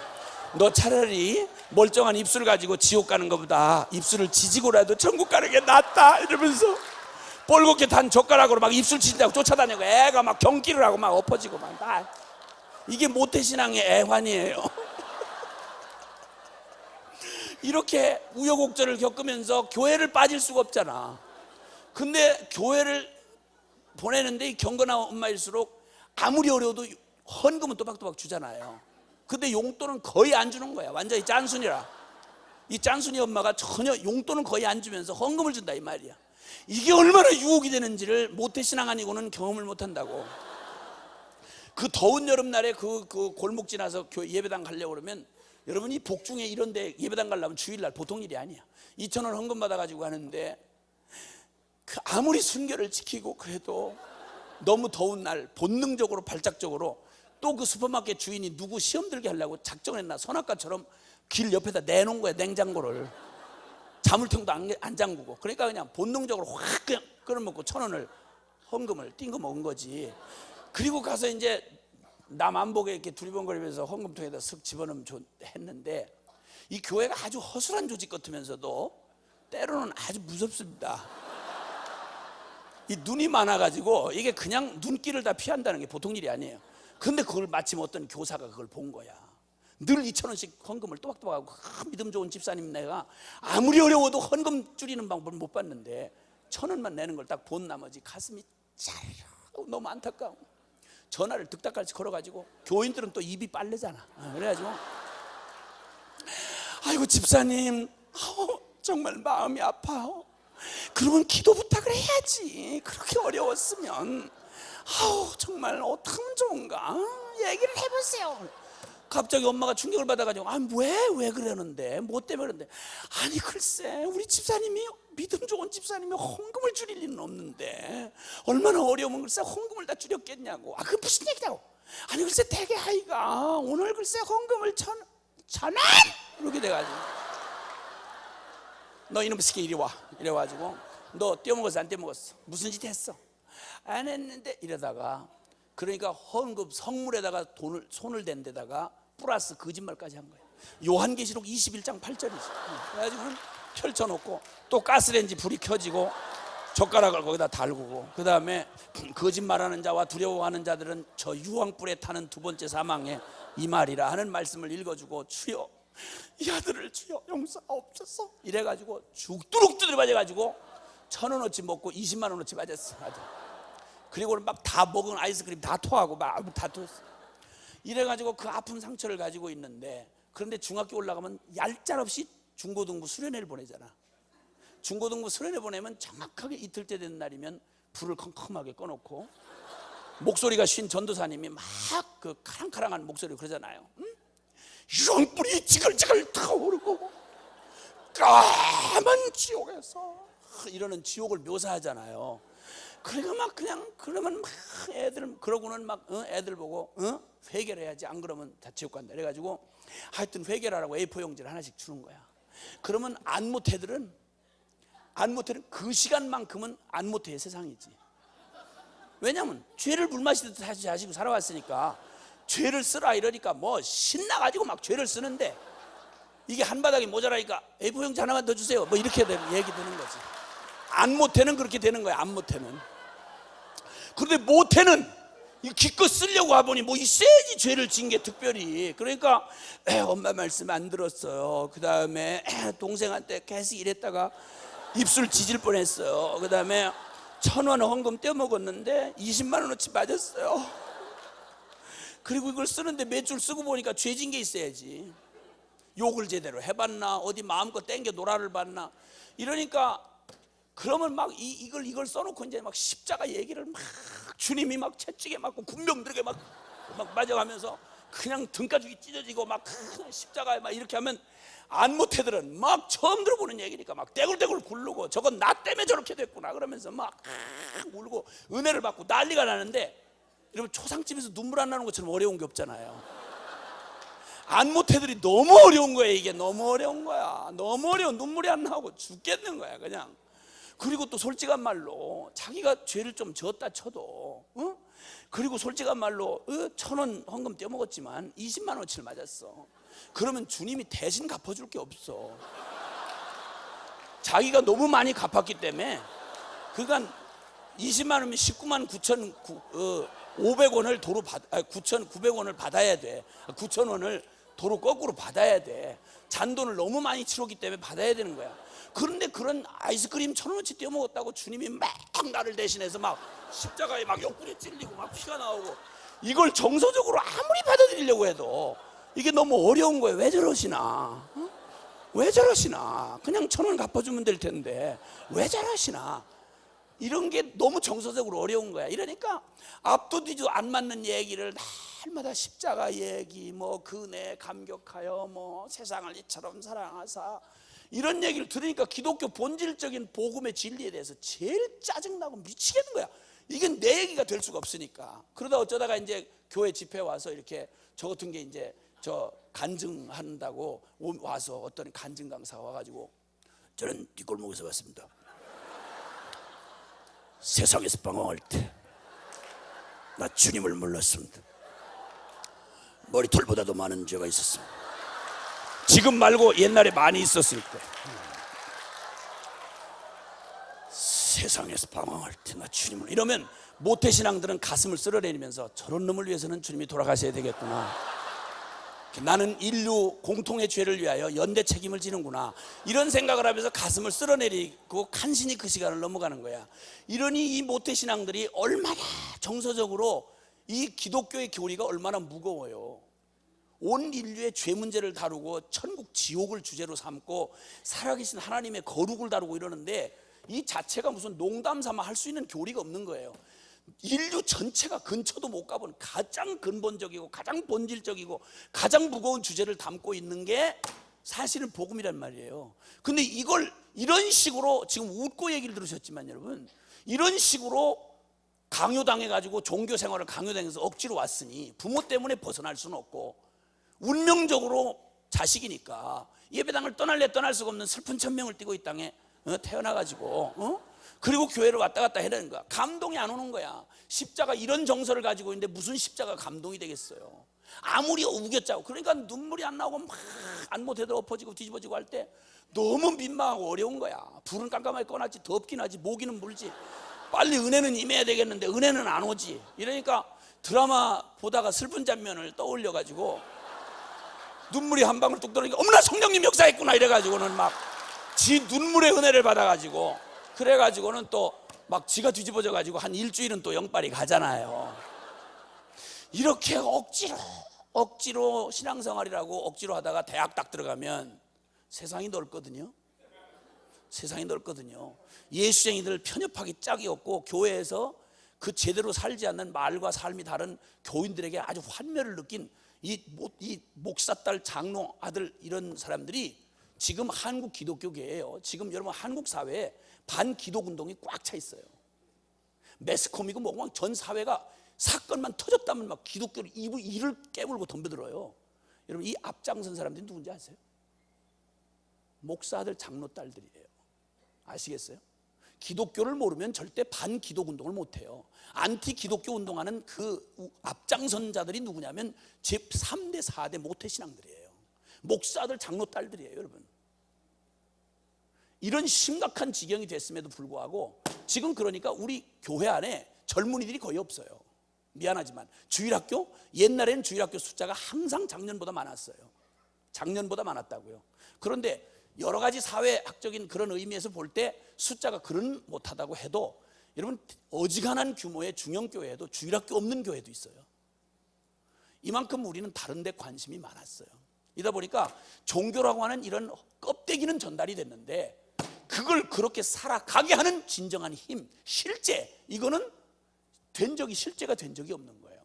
그런데 이상한 믿음을 가지고 이상한 형태로 그렇게도 믿음이 실제가 안 되면서도 교회를 떠나질 못해요. 모태신앙들이. 어떻게 그런 일이 가능할까? 억지도 하루 이틀이지 그게 어떻게 가능할까? 모태신앙들의 얘기를 내가 들으면서 정리한 내용인데 모태가 어떤 이상한 신앙을 갖고 있냐면요. 모태들은 어떤 이상한 신앙을 갖고 있냐면 이런 신앙을 갖고 있어요. 저 멋대로 신앙인데 이런 신앙을 갖고 있어요.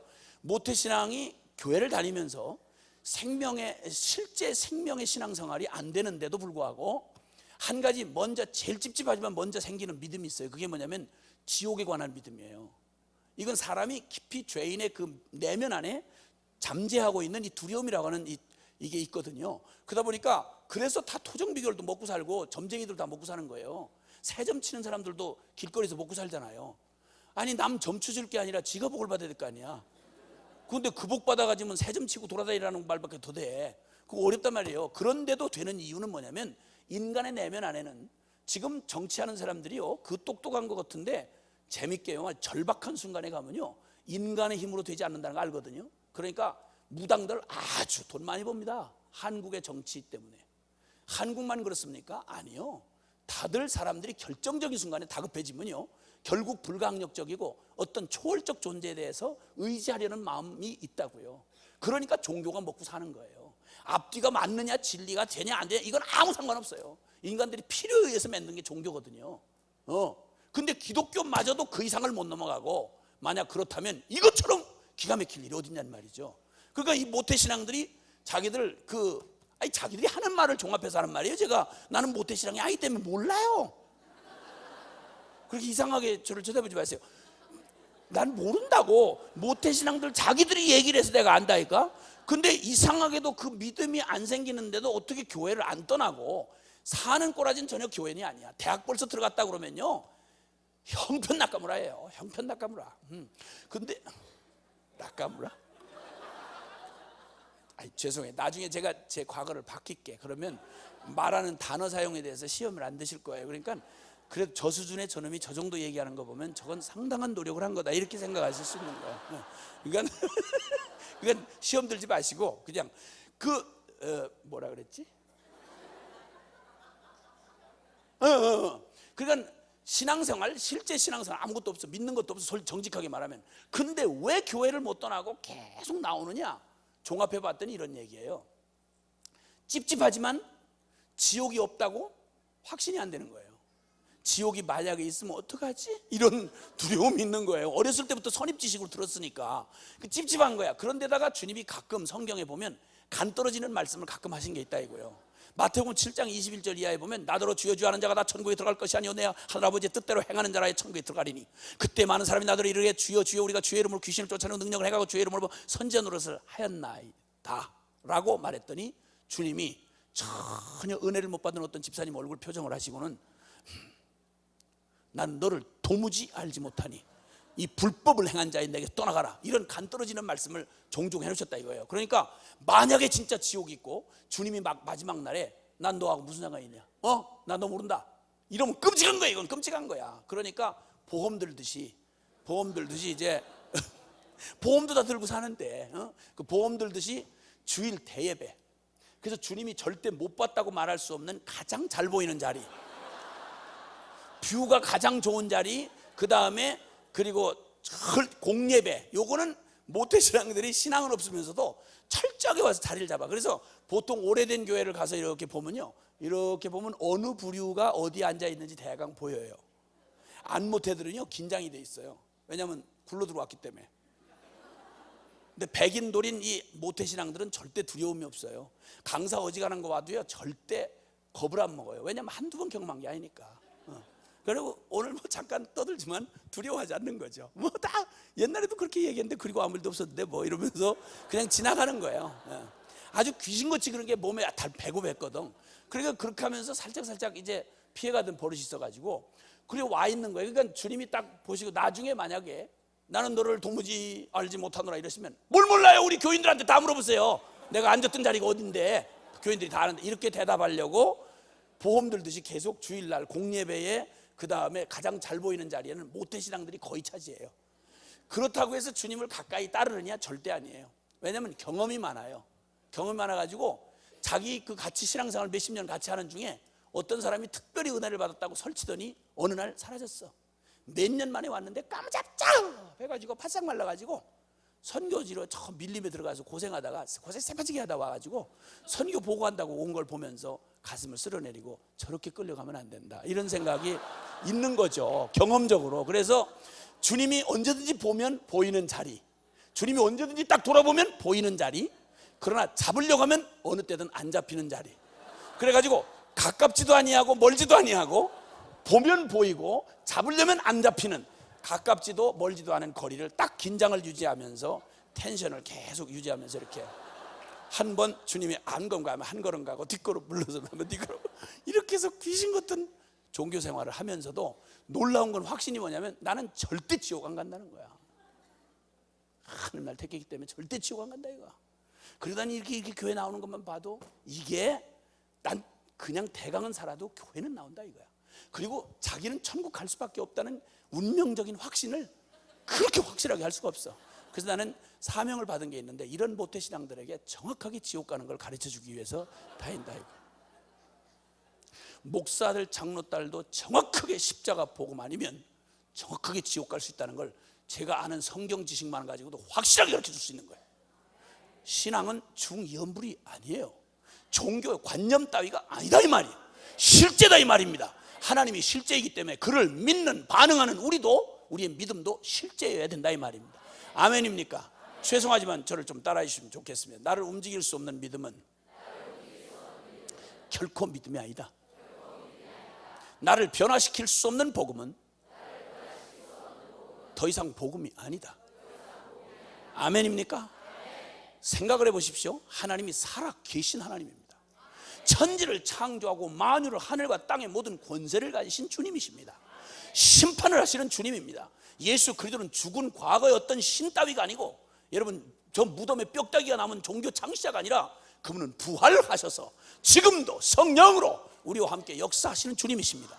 그런데 이걸 교리는 이런데 우리에게 전혀 주님은 실제가 되지 않은 채로, 우리에게 실제는 오직 세속적인 가치가 실제고, 나를 실제로 이끌어가는 것은 진리가 아니고 철저하게 내가 살아왔던 세상의 그 썩은 가치들, 그리고 나의 육적 본능들이 늘 실제고, 영적인 건 날마다 관념 정도도 안 되는, 중연불 정도도 안 되는, 여러분 중연불만 해도, 여러분 중만 될래도, 여러분 중만 될, 진리라고 말 안 해요. 깨달은 말이라고 그러지. 중만 될래도 여러분 속세를 떠나야 됩니다. 깨달은 말에 대한 자기 확신만 가지고도 속세를 떠나고 갑니다. 그런데 하물며 살아 계신 주님의 이 복음을 실제로 받았고 믿었다고 말하는데 그 믿음이 정신통일 수준도 안 돼가지고 나를 움직일 수 없다면 이것은 절대 믿음이 아니라는 것입니다. 이 혼돈에서 벗어나지 않는 한 우리의 신앙은 여전히 관념적이고 이런 모태신앙의 불행은 계속 존재하는 것입니다. 모태신앙만 그렇습니까? 지금 안 모태인 저도 제 자식들이 모태가 돼버렸어요. 제 자식들이 모태신앙이라고요. 그리고 걔들하고 나하고 갈등이 좀 있을 수 있지 않습니까? 나는 체험을 한 사람 아니에요. 그래서 어쨌든 이런 실제가 아닌, 실제가 될 수 없는, 믿음이 뭔지 도대체 구분이 안 나고 어떻게 해야 이 생명의 신앙이 나의 생명의 실제가 되는가라고 하는 것에 대해서 여러분 이거 고민하지 않을 수가 없는 거예요. 그런데 솔직한 말로 여러분에게 진정한 실제가 된 건 뭐가 실제가 되는지 한번 보시면 어렵지 않습니다. 여러분 저 한 예로 말이죠, 돈이 행복의 조건이 된다는 이 믿음, 누가 가르쳐준 거 아닌데 진리 이상의 힘으로 우리를 사로잡고 있습니다. 그렇죠? 맞죠? 그런데 정직하게 따지면요, 돈이 우리에게 행복을, 돈이 줄 수 있는 게 거의 없습니다. 한번 보실까요? 여러분, 돈이 화려한 집을 살 수는 있게 해줍니다. 몇십만 불짜리 몇백만 불짜리 저택을 사게는 해주지만, 그러나 달랑한 사랑이 넘치는 가정까지 줄 수는 없습니다. 돈이. 맞습니까? 돈이 우리에게 아주 좋은 비싼 고가의 침대를 살 수 있게는 해주지만, 그러나 돈이 우리에게 단잠도 줄 수는 없습니다. 돈이 우리에게 약을 주고 병원에 가서 수술을 받게는 해주지만 돈이 우리에게 생명을 줄 수는 없습니다. 정작 돈이라고 하는 게 우리에게 줄 수 있다고 하는 거, 본질적인 건 거의 없습니다. 그런데도 불구하고 여러분, 돈 벌 수만 있다 그러면, 돈만 번다 그러면, 돈이 한국에서 버는 것보다 중동을 가서 만약 돈을 번다 그러면요, 목숨 걸고 갑니다. 돈이 행복의 조건이 된다고 하는 이 믿음이 딱 생기면, 디모데서 있는 말씀처럼 돈을 사랑함이 일만하게 뿌리가 되나니 1만 가지 악이라도 저지른다 이겁니다. 제가 아프리카 나라를 다니다 보니까 너무 여러 가지로 상황이 어려워서 선교사가 못 들어간 나라에 돈 벌러 간 한국 젊은이가 있더라니까요. 한 가정, 딱 한 가정. 아프리카에서 사진관을 하면 돈을 번다고 해가지고, 글쎄 세상에 선교사도 못 들어가 있는 아프리카 나라에 딱 한 가정, 한국 가정이 사진관 하나 들어갔어요. 그 흑인들 이렇게 사진 찍어주는데, 그 아프리카 흑인들 사진 찍어주는데, 사진 기술에 그게 어렵지 않은 기술이 있는데, 그 까만 걸 조금 덜 까맣게 이렇게 하는, 그 현상하는 그 기술이 있대요. 그래서 그렇게 해주면 그렇게 좋아한다네. 그래가지고 저 남아공은 전 세계에서 치안이 안 되기로 아주 유명한 나라입니다. 거긴 대낮에 영화 촬영하는 게 아니고 대낮에 총격전이 벌어집니다. 대낮에. 우리나라 지상사 직원들이 가서 몇 명 희생당했습니다. 그것도 대기업에.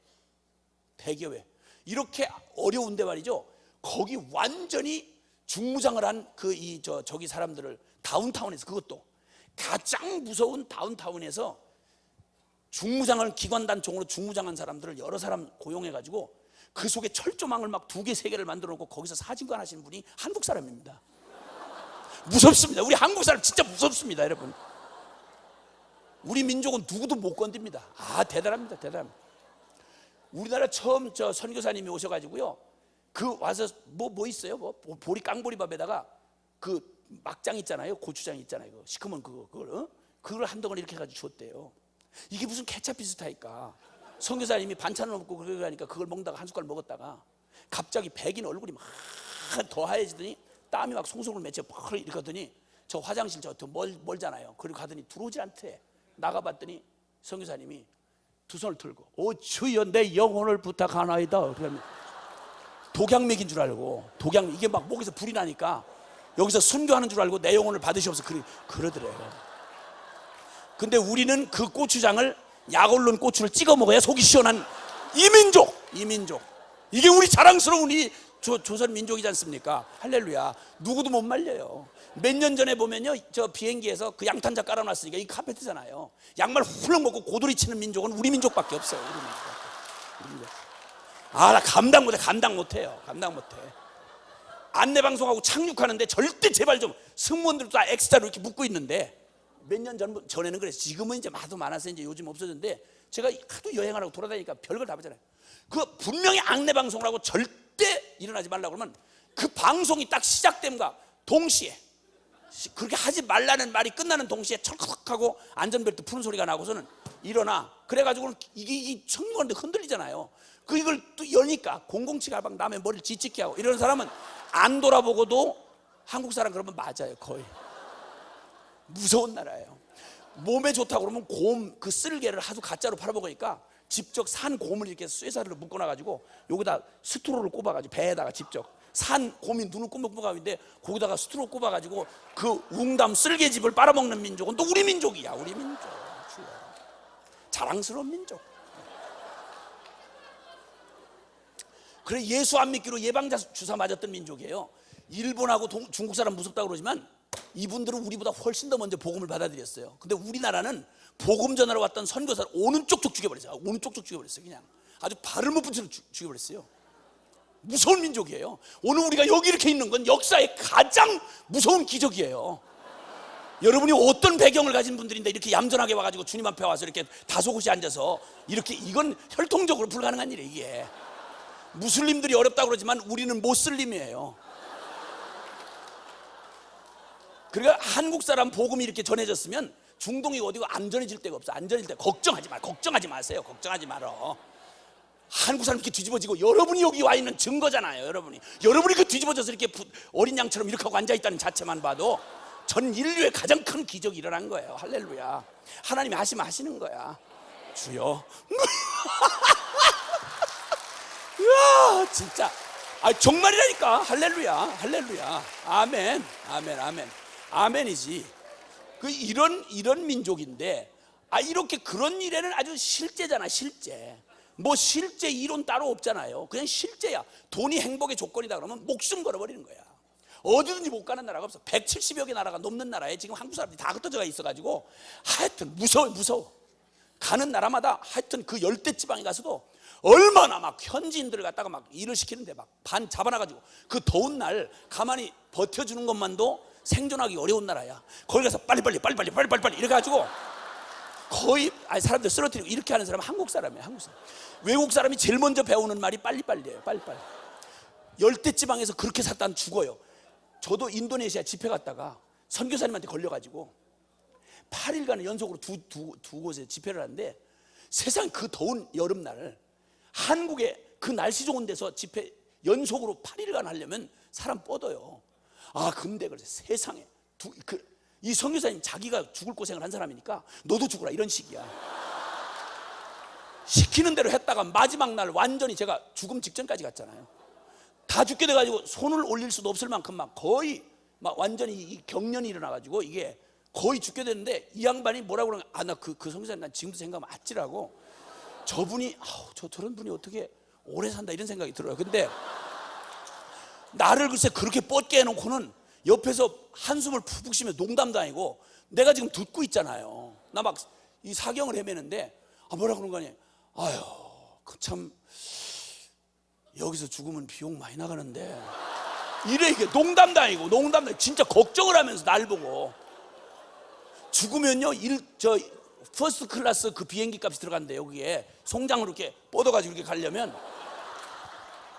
나 진짜 무서워 죽을 뻔했어. 그때 나 늘 바깥에서 객사한다는 게 소원이라고 떠들고 돌아다니다 그때만큼은 한국 가서 죽고 싶어요 이런 생각이 들더라고. 그리고 뭐라고 그러나 또 한숨을 쉬면서 여기는 죽으면 당일날 처리해야 되는데 썩는데요. 인도네시아 그 열대지방이니까 시체가 하루 만에 썩어버리거든요. 그러니까 이거 빨리 처리를 해야 되는데 큰일 났네 이러고 농담도 아니고 날 글쎄. 이런 무서운 사람들끼리 서로 선교를 한다고 지금 우리가 있어. 난 진짜 무서워요. 정말 아주 무서워.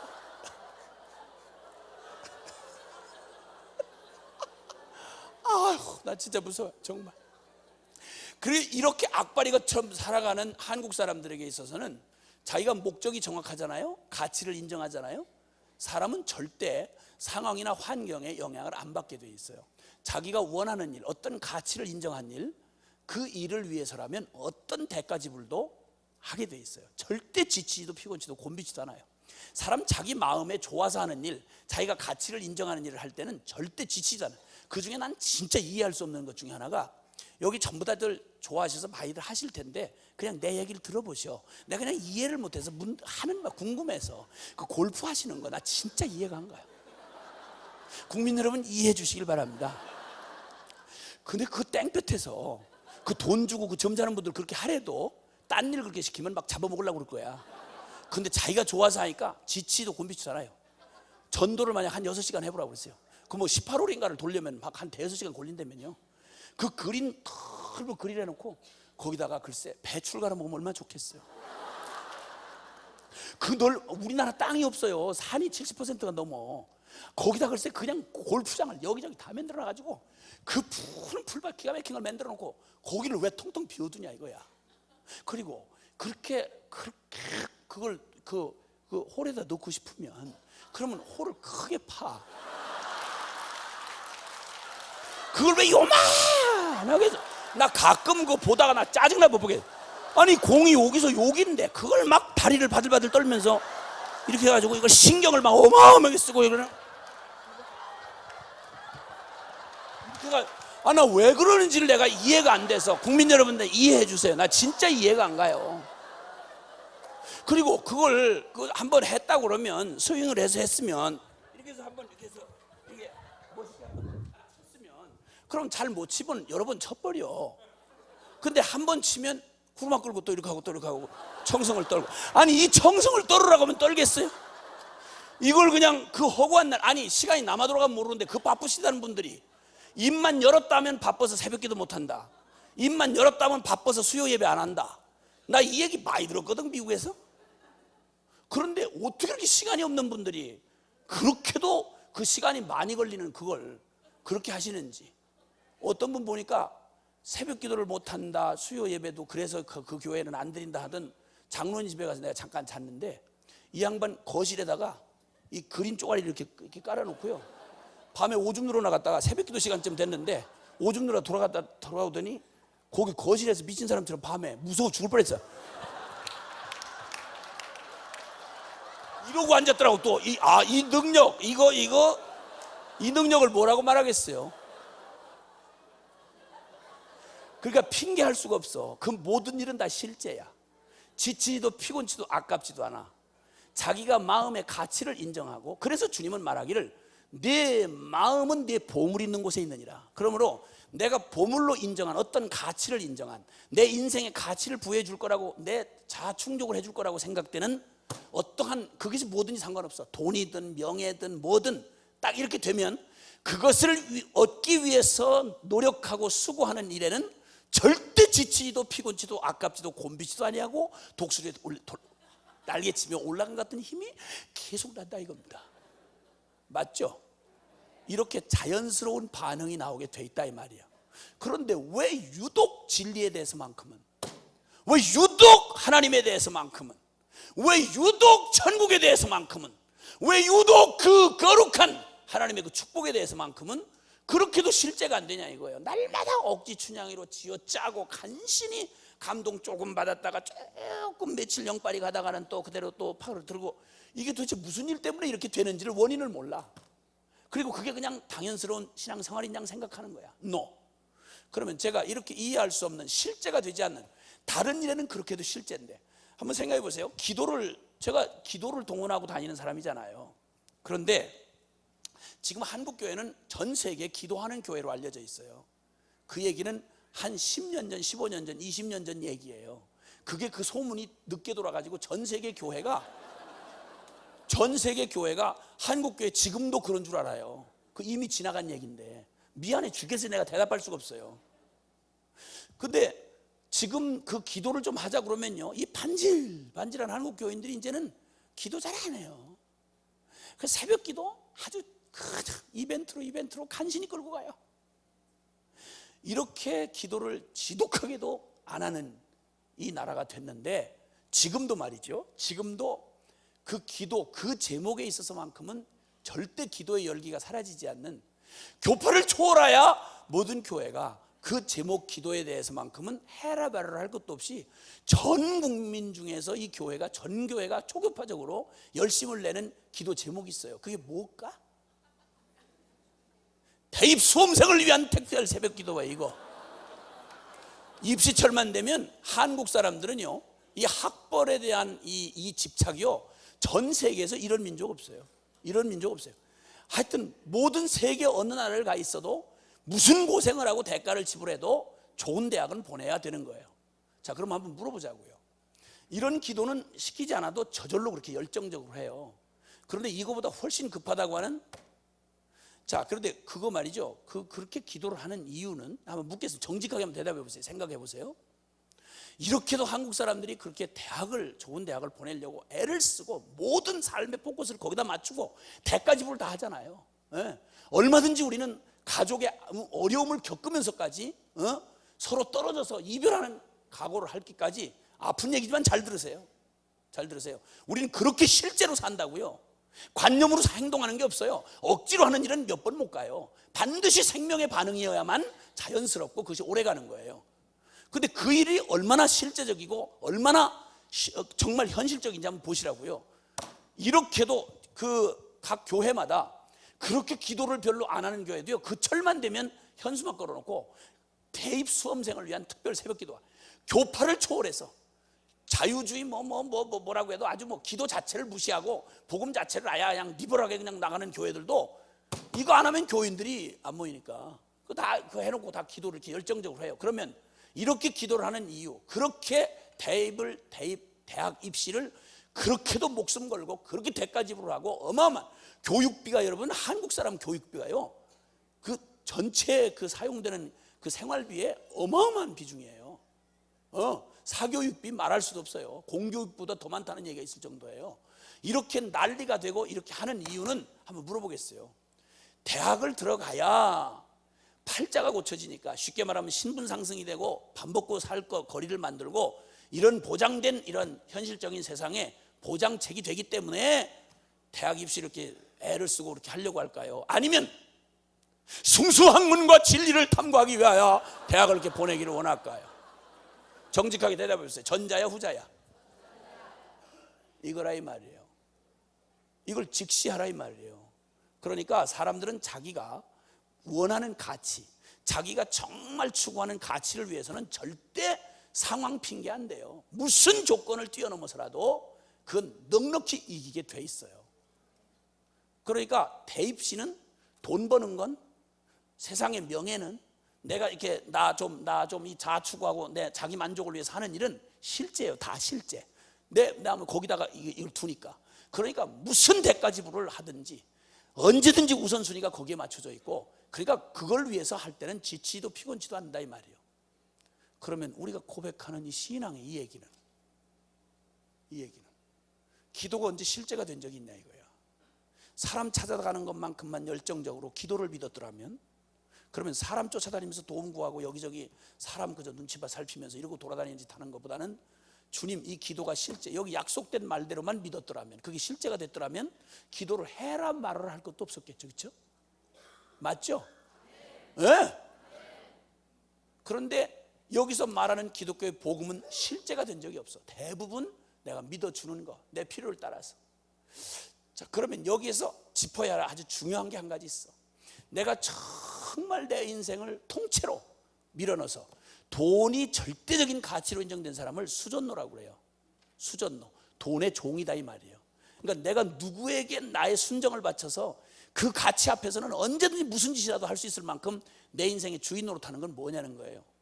그 다음에 그것만 생각하면 날마다 앉으나 자나 깨나 그것만 생각나고, 그거는 저절로 되어지고 애쓰지 않아도 저절로 에너지가 그리로 쏟아지는 내가 사랑하는 건 뭐냐는 거예요. 이게 바로 우리의 삶을 실제로 끌고 가는, 나의 삶의 실제는 바로 그게 실제인 거예요. 그게 실제인 거야. 그러니까 신앙생활이 저절로 자연스럽지 않게 된다는 가장 근본적인 이유 중에 한 가지는, 여기서 복음이 말하는 그 가치를, 영적인 가치가 한 번도 내게 실제가 돼 본 적이 없고 그 가치에 내 마음을 거기에다가 옮겨놔 본 적이 없는 거예요.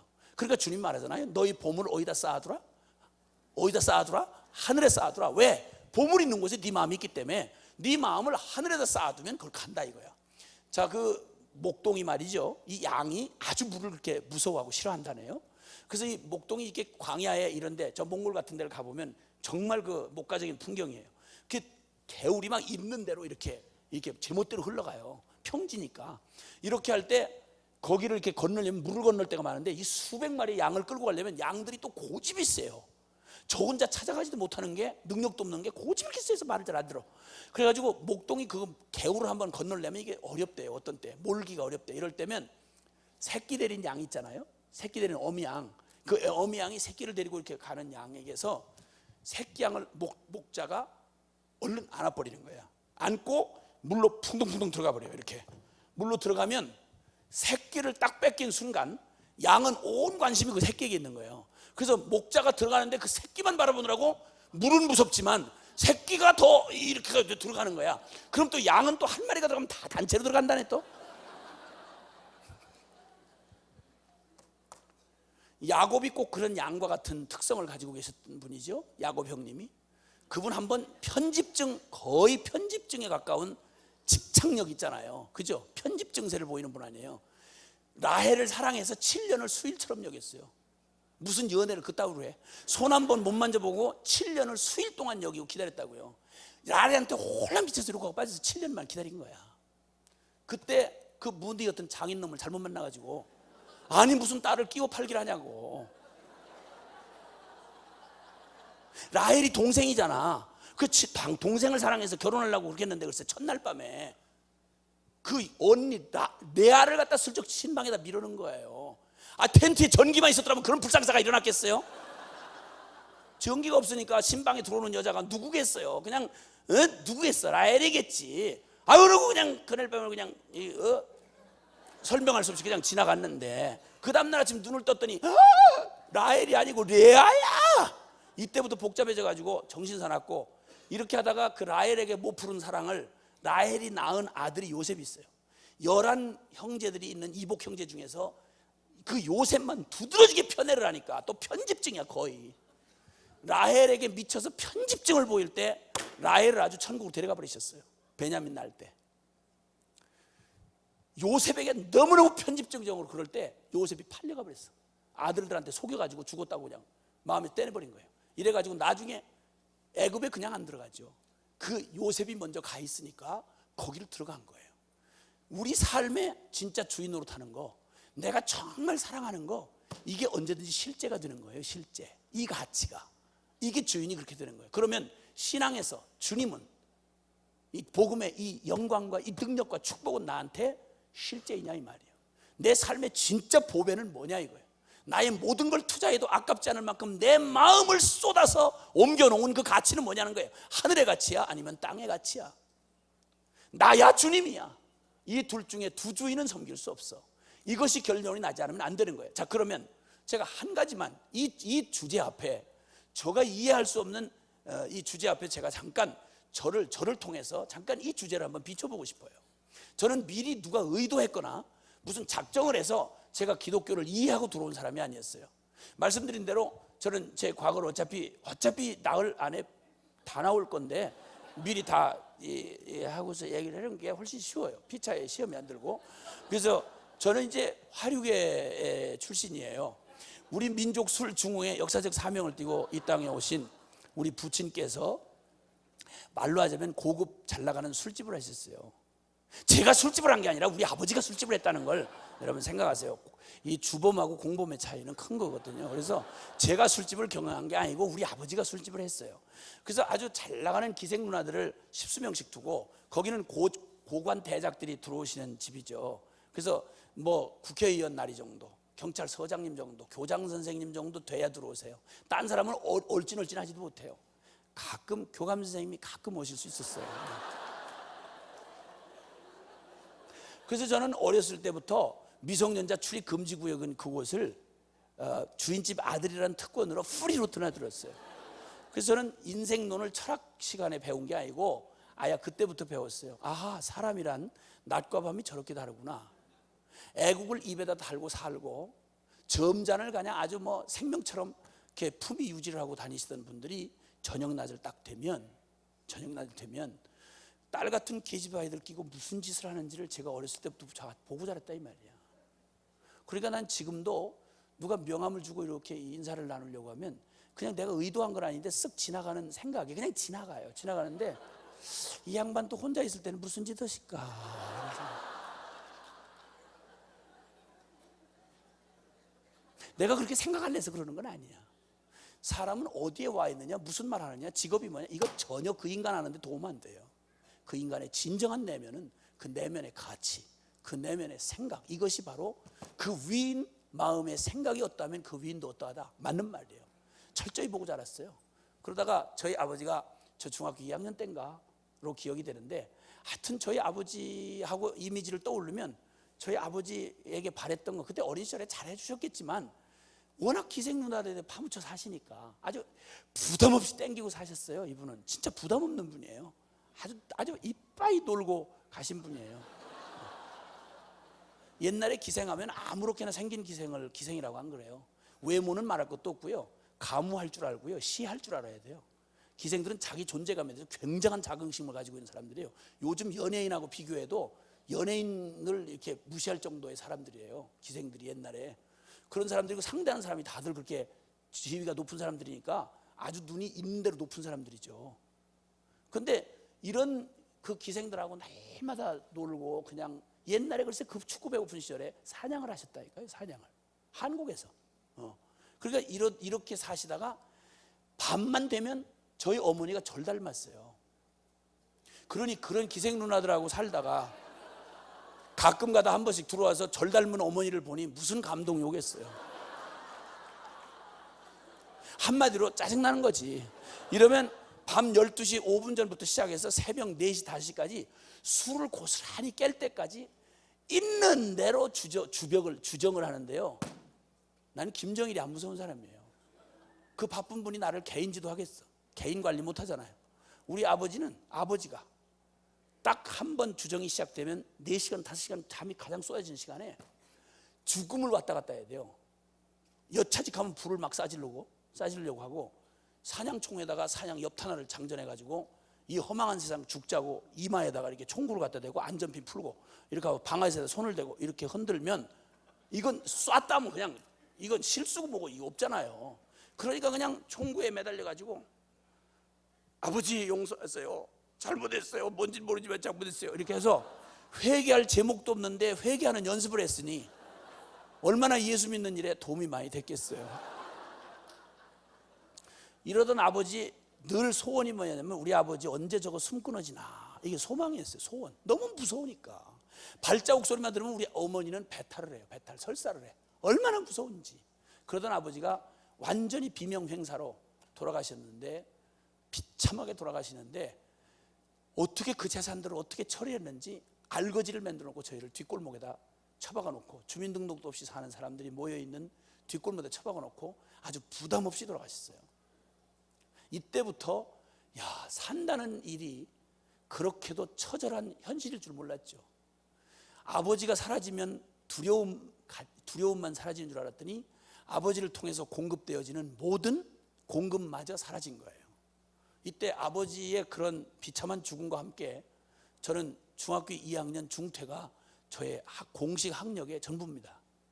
지금도 마찬가지고요. 그러니까 강사 선정에 막대한 실수를 하신 겁니다. 그러니까 저는 정식 라이센스라고 하나 있는 건, 일종 보통 운전면허증 그거 하나 이게 확실하게 있는 건 그거 하나야. 아는 건 예수님밖에 없고. 이런 비참한 놈이 그 기가 막힌 순간에 아버지 잃고 과부 어머니 돈 벌 줄 알아야지.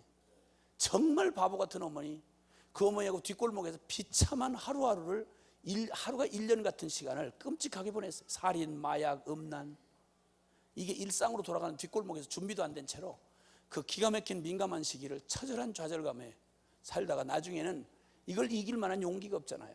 확 그어붙이고 불을 싸질 만한 조폭이 될 용기도 없는 놈이지. 비참하게 짝이 없어. 내가 왜 태어났는지를 모르겠는 거예요. 근데 지금 이렇게 돌이켜 볼 때 제가 저의 삶에 고생 조그만 거, 저 연배에 있는 사람들 이런 고생쯤은 다 했죠. 못 먹고 두드려 맞고 이런 것들이야 지나고 나면 다 잊혀져요. 어차피 몸뚱이에 일어난 일이니까. 근데 그때를 회상해서 나에게 가장 고통스러운 거 하나를 꼽으라면 다른 게 아니고요, 다른 고생은 지금이라도 할 수 있어요. 근데 한 가지 가장 끔찍한 저의 그때의 경험을 얘기하라면, 제가 누구 부를 대상이 없었던 거예요. 여러분 생각해 보세요. 여러분 미국에 혼자 딱 떨어졌는데 아무도 아는 사람이 없고 누구를 부를 사람이 없다고 생각을 해보세요. 얼마나 끔찍한가. 내가 이 기가 막힌 절망의 터널을 지나는 동안에 내가 누구한테 날 좀 도와줘요, 날 좀 도와줘요, 날 좀 도와줘요, 이렇게 부를 대상이 없는 거예요. 내가 누구 신의 이름을 아나? 내가 뭐 들어를 봤나? 복음을 들어를 봤나? 부를 대상이 없는 거예요. 이렇게 끔찍하고 비참할 수가 없더라고요. 그 기가 막힌 시간을 지나면서 저의 비참한 삶이 꼭 썩은 쓰레기통에 엎어진, 시궁창에 엎어진 것 같은 그런 저의 삶의 용기가 두려워서 이 세상을 맞이할 수가 없고 나를 미워서 견딜 수가 없는 거예요. 그래서 제가 예수님 만나기 직전에 자학증에 시달리는 불쌍한 청년이었습니다. 이 병신 같은 왜 태어나서 죽지도 못하고 이 짓 하나, 자살도 모질질 못해 성공을 못하고 이 비참한 지경에 살았다는 느낌이 들지 않던 어느 날, 내가 부를 수도 찾을 수도 없던 한 분이 내 인생에 더 내려갈 밑바닥이 없는 그때에, 가장 실패했을 그때 날 찾아와서 누군가 날 일으켜 주신 거예요. 형상으로 말하자면 그때 그분이 나한테 들려준 건 굉장한 신학적인 얘기가 아니고요, 여기 현란한 성경 지식이 아니고 하나님의 참 특별한 섭리로 피할 수가 없이 저를 교회로 몰아넣으시고 이 복음을 듣게 하셨어요. 근데 아주 단순한 요한복음 3장 16절이 내게 이렇게 의미가 전달이 되더라고요. 하나님이 세상을 이처럼 사랑하사 독생자를 주셨으니 이는 저를 믿는 자마다 멸망치 않고 영생을 얻게 하려 하심이라. 이 말이, 이 단순한 구절이 제게는 어떻게 해석되어 오는 거 아니? 여러분 생각해 보세요. 조물주라고 하는 신이 있는데, 그 우주가 감당 못할 신이 있는데, 이 신이 피조물 중에 가장 실패자, 제일 찌끄러기 같은 놈, 쓰레기 같은 놈, 그걸 사랑하다 이 피조물에 미쳐서 자신의 하나밖에 없는 아들을 내준 미친 신의 사랑의 얘기, 픽션 소설로 들어본 적 있으세요? 나는 이런 주제를 들어본 적도 없고 이게 나한테 개인적으로 이게 깨달아지는데, 이 단순한 말씀이 내 안에 깨달아지는데 성령께서 믿게 하셨겠죠? 이 사실이 간단하게 이렇게 말하는 것이었습니다. 내가 널 사랑한다. 나는 이거 우리 부모한테서도 문장으로 들어본 적이 없어요. 저희 집안 배경 말씀드렸지만 저희 부모로부터도 이런 느끼한 얘기를 들어본 적이 없어요. 저희 어머니도 양반 가운데 토막이라는 충청도 부여 태생이에요. 그런데 어떻게 험한 남편을 만나서 그렇게 입이 험해졌는지, 자식이 나한테 보통 하는 말이 다 욕이에요. 보통 기분 좋을 때 하는 말이 이엠병할 놈, 그래요. 나 그 좋은 말인 줄 알았어. 전염병 걸려 죽을 놈이라 이런 말이야. 그리고 조금 열받으면 육실할 놈이래. 나 그 좋은 말인 줄 알았어. 나중에 사전을 찾아봤더니 6토막 내서 죽이는 걸 육시하다 그래. 보통 때 그러니까. 근데 내가 어렸을 때 너무 귀여웠었대요. 아니 어렸을 때 그때 아주 내가 너무 오동통통통 살이 이쁘게 잘 먹고 살았으니까, 우리 제 연배에 있던 사람들은 그때 살 붙은 사람이 거의 없었잖아요. 근데 아주 얼마나 살이 막 아주 통통한지 탱탱한지 소세지처럼 탱탱해가지고 아주 이렇게 하면 터질 것 같고 아주 깨물어주고 싶을 만큼 내가 그렇게 이뻤대네. 우리 어머니한테. 근데 그 어머니가 제가 제일 이빨이 이쁠 때 이걸 표현을 해야 되잖아요. 그러면 너무 이뻐서 이걸 어떻게 할 줄 모르다가 표현을 하는 말이 뭐라고 하니? 아이고 망할 놈의 새끼. 이빨이 이쁠 때 망할 놈이니까 열받으면 말도 못하죠. 열받으면 12번 호랭이 물어갈 놈, 뭐 이런 소리, 뜯어갈 놈, 별소리 다 했어요. 강아지한테 물려도 심각한 얘기인데 호랭이가 12번 뜯어가면 내가 뭐가 남겠냐. 우리 어머니가 생모예요. 생모. 계모가 아니고 생모인데 그따구 저걸 했다니까. 이런 배경에서 자랐던 제가 지금은 제가 목숨보다 더 사랑하는 그분이 누군가 했더니, 제가 지금은 제 목숨보다 더 사랑하는 우리 주님이 저한테 찾아오셔가지고 내가 그분을 들을 수도 없고 알 수도 없잖아요. 기가 막힌 상황으로 나를 몰아서 그 절망의 순간에 자학증에 시달리고 있을 때 기가 막힌 역사로 나를 몰아서 교회 앞에 서게 하시고 거기서 복음을 듣게 하시는데, 신학적 대단한 진리 뭐 이런 거 말고 성경 간단한 이 구절을 통해서 십자가 복음이 단순하게 들려졌는데, 그게 이 절박하고 가난했던 내 심령 안에 이게 그냥 믿어진 거예요. 그 주님이 들려주신 딱 한마디가 내가 널 사랑한다. 한마디 더 깨닫게 해주신 말은 너는 망한 술집 아들 놈이 아니고 넌 내가 너를 대신해서 죽을 만큼 너는 소중한 놈이다. 그게 그냥 여기에 이게 그냥, 난 그거 픽션 소설이라도요, 난 평생 미쳐서 살다가 죽을 것 같더라고. 그냥 소설 얘기라도. 근데 그게 사실로 내 심령에 믿어졌으니 내가 어떻게 뒤집어졌겠어요. 이게 실제가 된 거니까. 이게 획가닥 뒤집어졌습니다. 진짜 홀랑 미친 거죠. 아니, 홀랑 미친 겁니다. 여러분, 그냥 미쳤다는 말하고 홀랑 미쳤다는 말은 차이가 있는 겁니다. 벗었다는 말도 그냥 벗었다는 말하고 홀랑 벗었다는 말하고는 내용이 다른 것처럼 미쳤다는 말이 그렇습니다. 아주 진짜 홀랑 미쳤습니다. 그날 이후로 누가 제자 훈련을 가르쳐 준 것도 아니 70대 초니까 예수님을 만났는데 이 좋은 이거를 어떻게 내가 이 보이지 않는 하나님이신 주님 앞에 이 감사를 표현할 줄 모르겠더라고. 그때 제가 서원한 게 무소유로 살겠다고 서원을 했어요.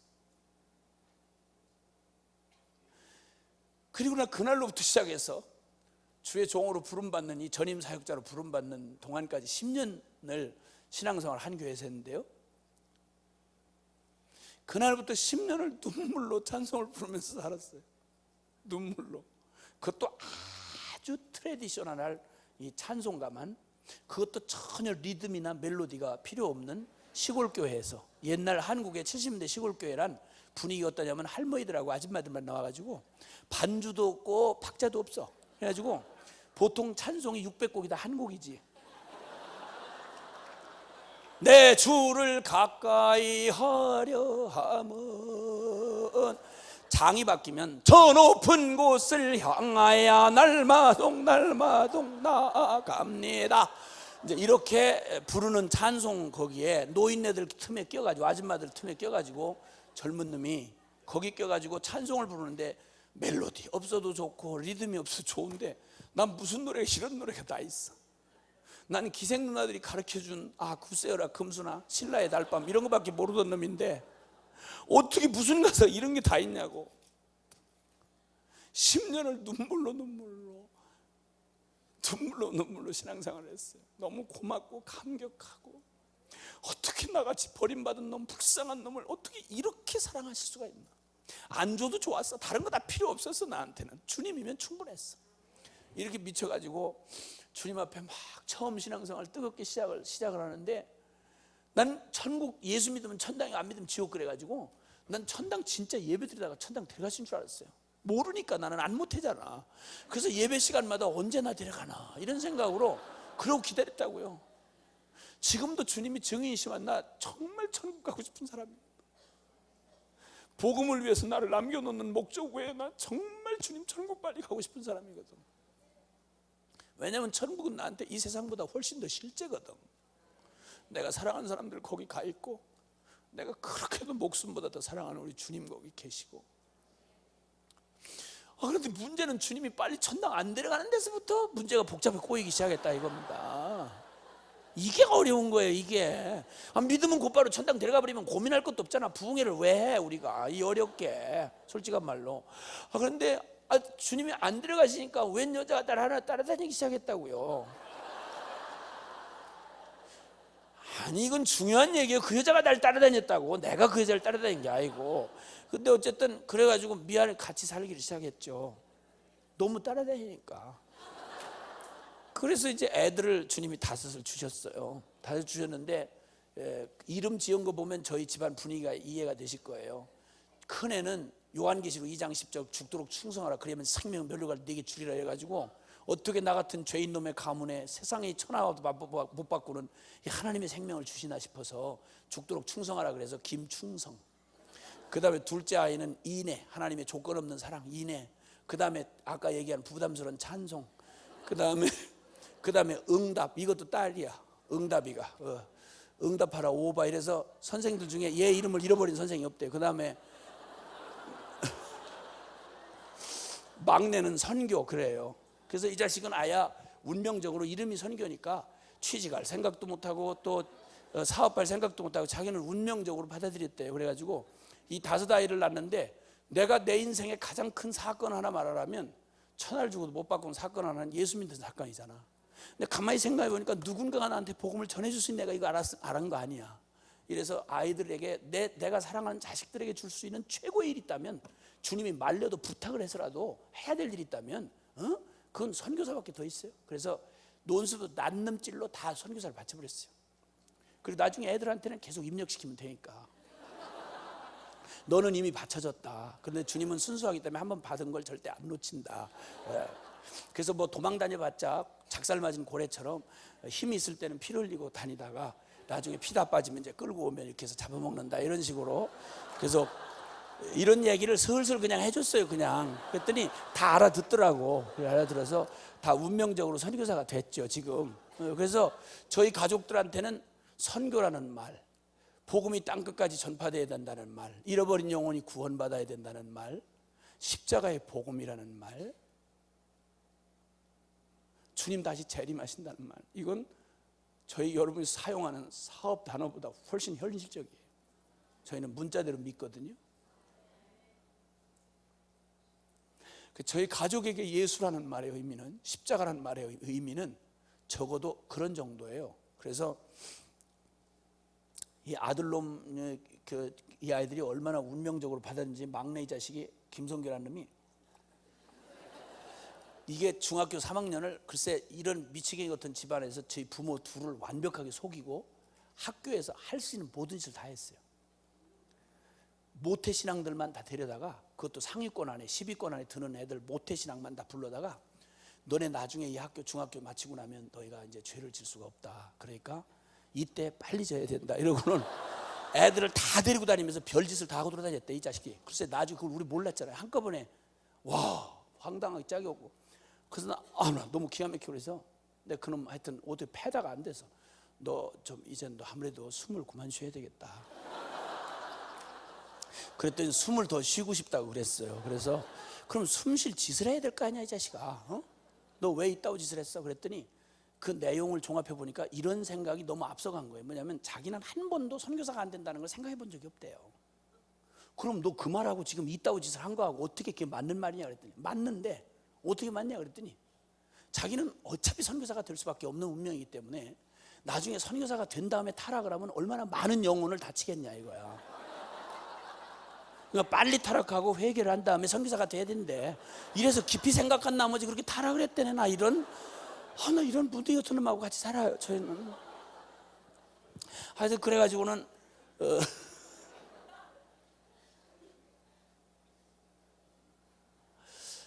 저희에게 예수 그리스도는 그런 분이시죠. 제가 몇 년 전 제 아들이, 큰아들이 웩이라고 하는 선교단체에 소속해서 1차 한텀 사역을 서부 아프리카 기니비사우라는 나라에서 사역을 했습니다. 지금은 이제 러시아 체첸으로 두 번째 텀을 하고 갔는데, 거기 가기 전 중간 때 아프리카 마치고 들어와서 저희 아이들이 다 일찍 외국에 나가 있어가지고 한 자리에 있기가 쉽질 않아요. 그래서 그 마침 한 자리에 있던 때 제 생일을 맞이했어요. 생일을 맞이했는데 그 생일을 맞이해가지고는 아빠 생일을 축하해 준다고 5아이가, 5자녀들이 2남 3녀가 힘을 아파야 케이크를 사왔어요. 힘을 합해서 케이크를 사왔는데 5놈이 힘을 합했으니 얼마나 큰 케이크를 사왔겠어요. 근데 제 얼굴에 반만한 걸 사왔어요. 난 케이크, 그렇게 조그만 케이크 이 땅에 존재한다는 나 그때 처음 알았어. 자식 5이 힘을 모아서 사온 게 케이크, 내 얼굴에 반만한 거 이런 걸 사왔어요. 자식 많다고 믿을 게 아무것도 없어요. 그래가지고 그 케이크에다가 초를 꽂을 수가 없이 그냥 거기다가 해놓고는 케이크를 많은 거 갖다 놓고 이제 드디어 생일 축하 말을 인사를 하기 시작했어요. 그래서 이제 축하 말을 쭉 하는 중에 저희 마누라는 또 중간에 껴가지고는 말을 시작하자마자 울고 짜고 난리를 하는 바람에 분위기를 엉망으로 만들어놨어. 진짜 나 정말 박자를 못 맞춰줘요 그 사람은. 그래가지고 정말 시험 들어요. 근데 그렇게 하고 그러고 이제 질질 짜고 이제 그러는데 이제 애들이 한마디씩 하고 가는데, 저희 그 큰아들이 이제 러시아 체첸으로 떠나기 전에 큰아들이 이제 마지막 순서를 맡았어요. 그러더니 저한테 이렇게 축하의 말을 시작하면서 이렇게 시작을 했어요. 아빠, 제가 서부 아프리카 기니비사우에 사역하고 있을 때 아빠 거기 방문하셨지 않습니까? 그랬지. 그때 저한테 그 카드 써준 거 기억나십니까? 그래요. 제가 기억하기에 멀지 않은 시간이니까 그 아프리카 몇 나라, 서부 아프리카를 사역하고 돌아다니다가 아들이 가 있으니까, 기니비사우란 나라가 아프리카에서도 가장 가난한 나라 중에 하나고, 그 진짜 현실적으로 소망이 없어요. 그 나라가 아무것도 뭐 대학이 제대로 있나 뭐 아무것도 없어요. 전기도 없으니까 수도에 전기도 없어. 거기서 빌리지에 들어가 사역을 하고 있었어요.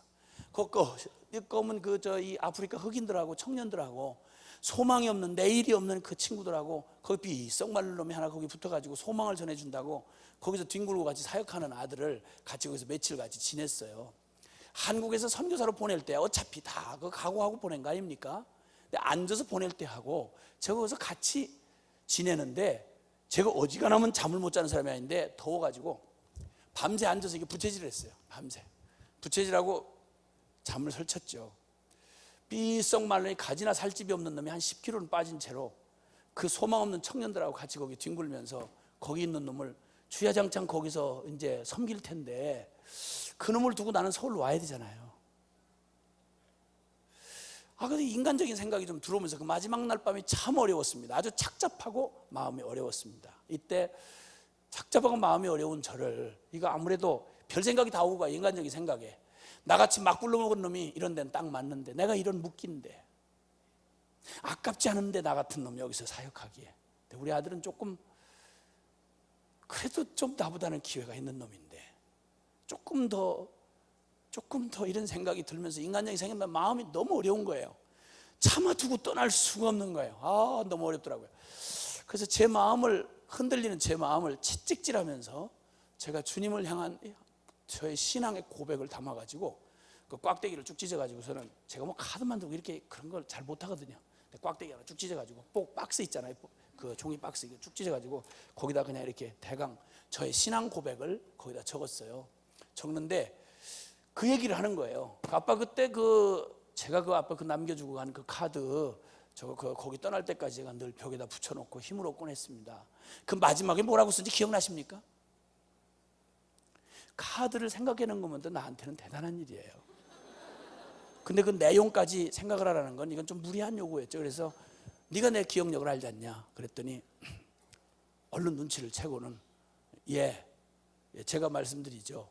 그러더니 마지막 그 카드에다 쓴 말을 얘기하는데 제가 생생히 기억이 나더라고요. 왜냐하면 그날 밤 고민하면서 제가 고백한 말이거든요. 거기에 제가 이렇게 고백을 했다고 그래요. 아빠 이렇게 쓰셨습니다. 사랑하는 아들아, 우리 땅 끝에서 죽어 하늘 복판에서 만나자. 아빠 제가 그 말을 마음에 새겼습니다. 믿음의 선배돼 주셔서 고맙습니다. 저 땅 끝으로 알려져 있는 러시아 체첸 민족 위해서 저의 두 번째 텀 결정했습니다.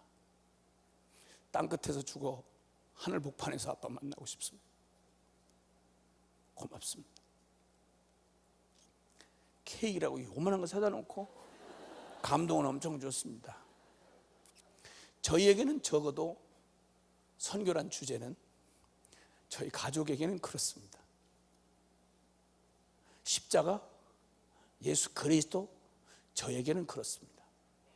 여러분에게 묻고 싶습니다. 여러분에게 예수 그리스도는, 여러분에게 십자가는, 여러분에게 선교는 도대체 어떤 비중이신지를 묻고 싶습니다. 왜냐하면 피해갈 수 있는 주제가 아니거든요. 내 삶을 실제로 움직이는 나의 주인은 무엇인가? 그리고 내가 자나깨나 앉아나서 의식하지 않아도 저절로 그 생각나고 그것만 생각하면 힘이 솟는, 내가 진정 내 마음 다해 전심으로 사랑하는 그건 뭔가?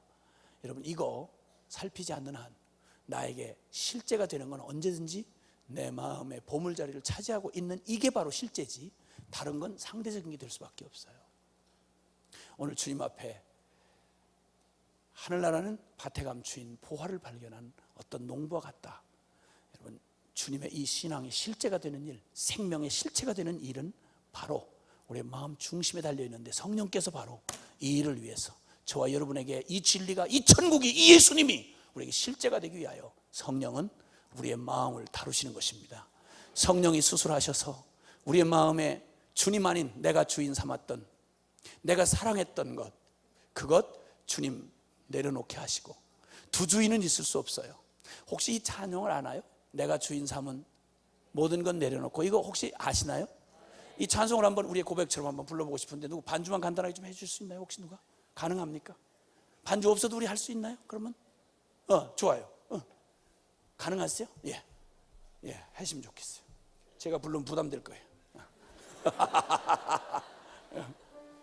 내가 주인 삼은 모든 것 내려놓고, 오늘 말씀 생각하시면서 우리에게 주님이 실제가 되는 단 한 가지는 주인 바뀌지 않으면 안 됩니다.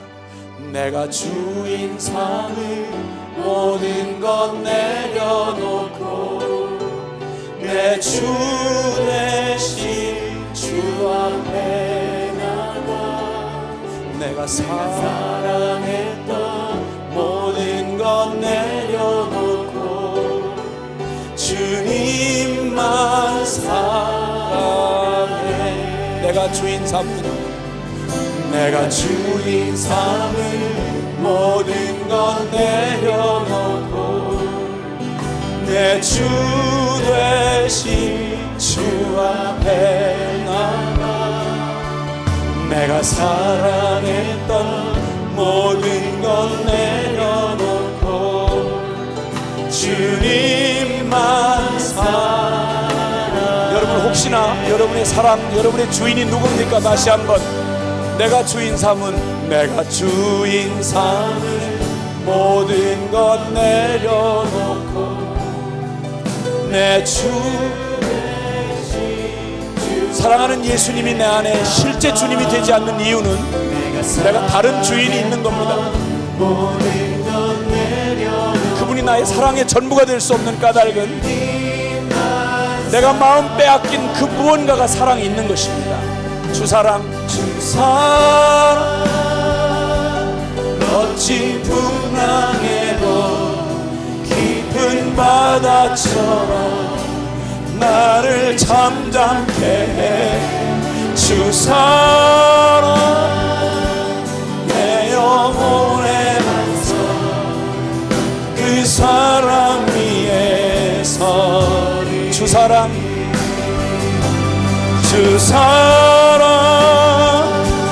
거친 풍랑에도 깊은 바다처럼 나를 잠잠케 해.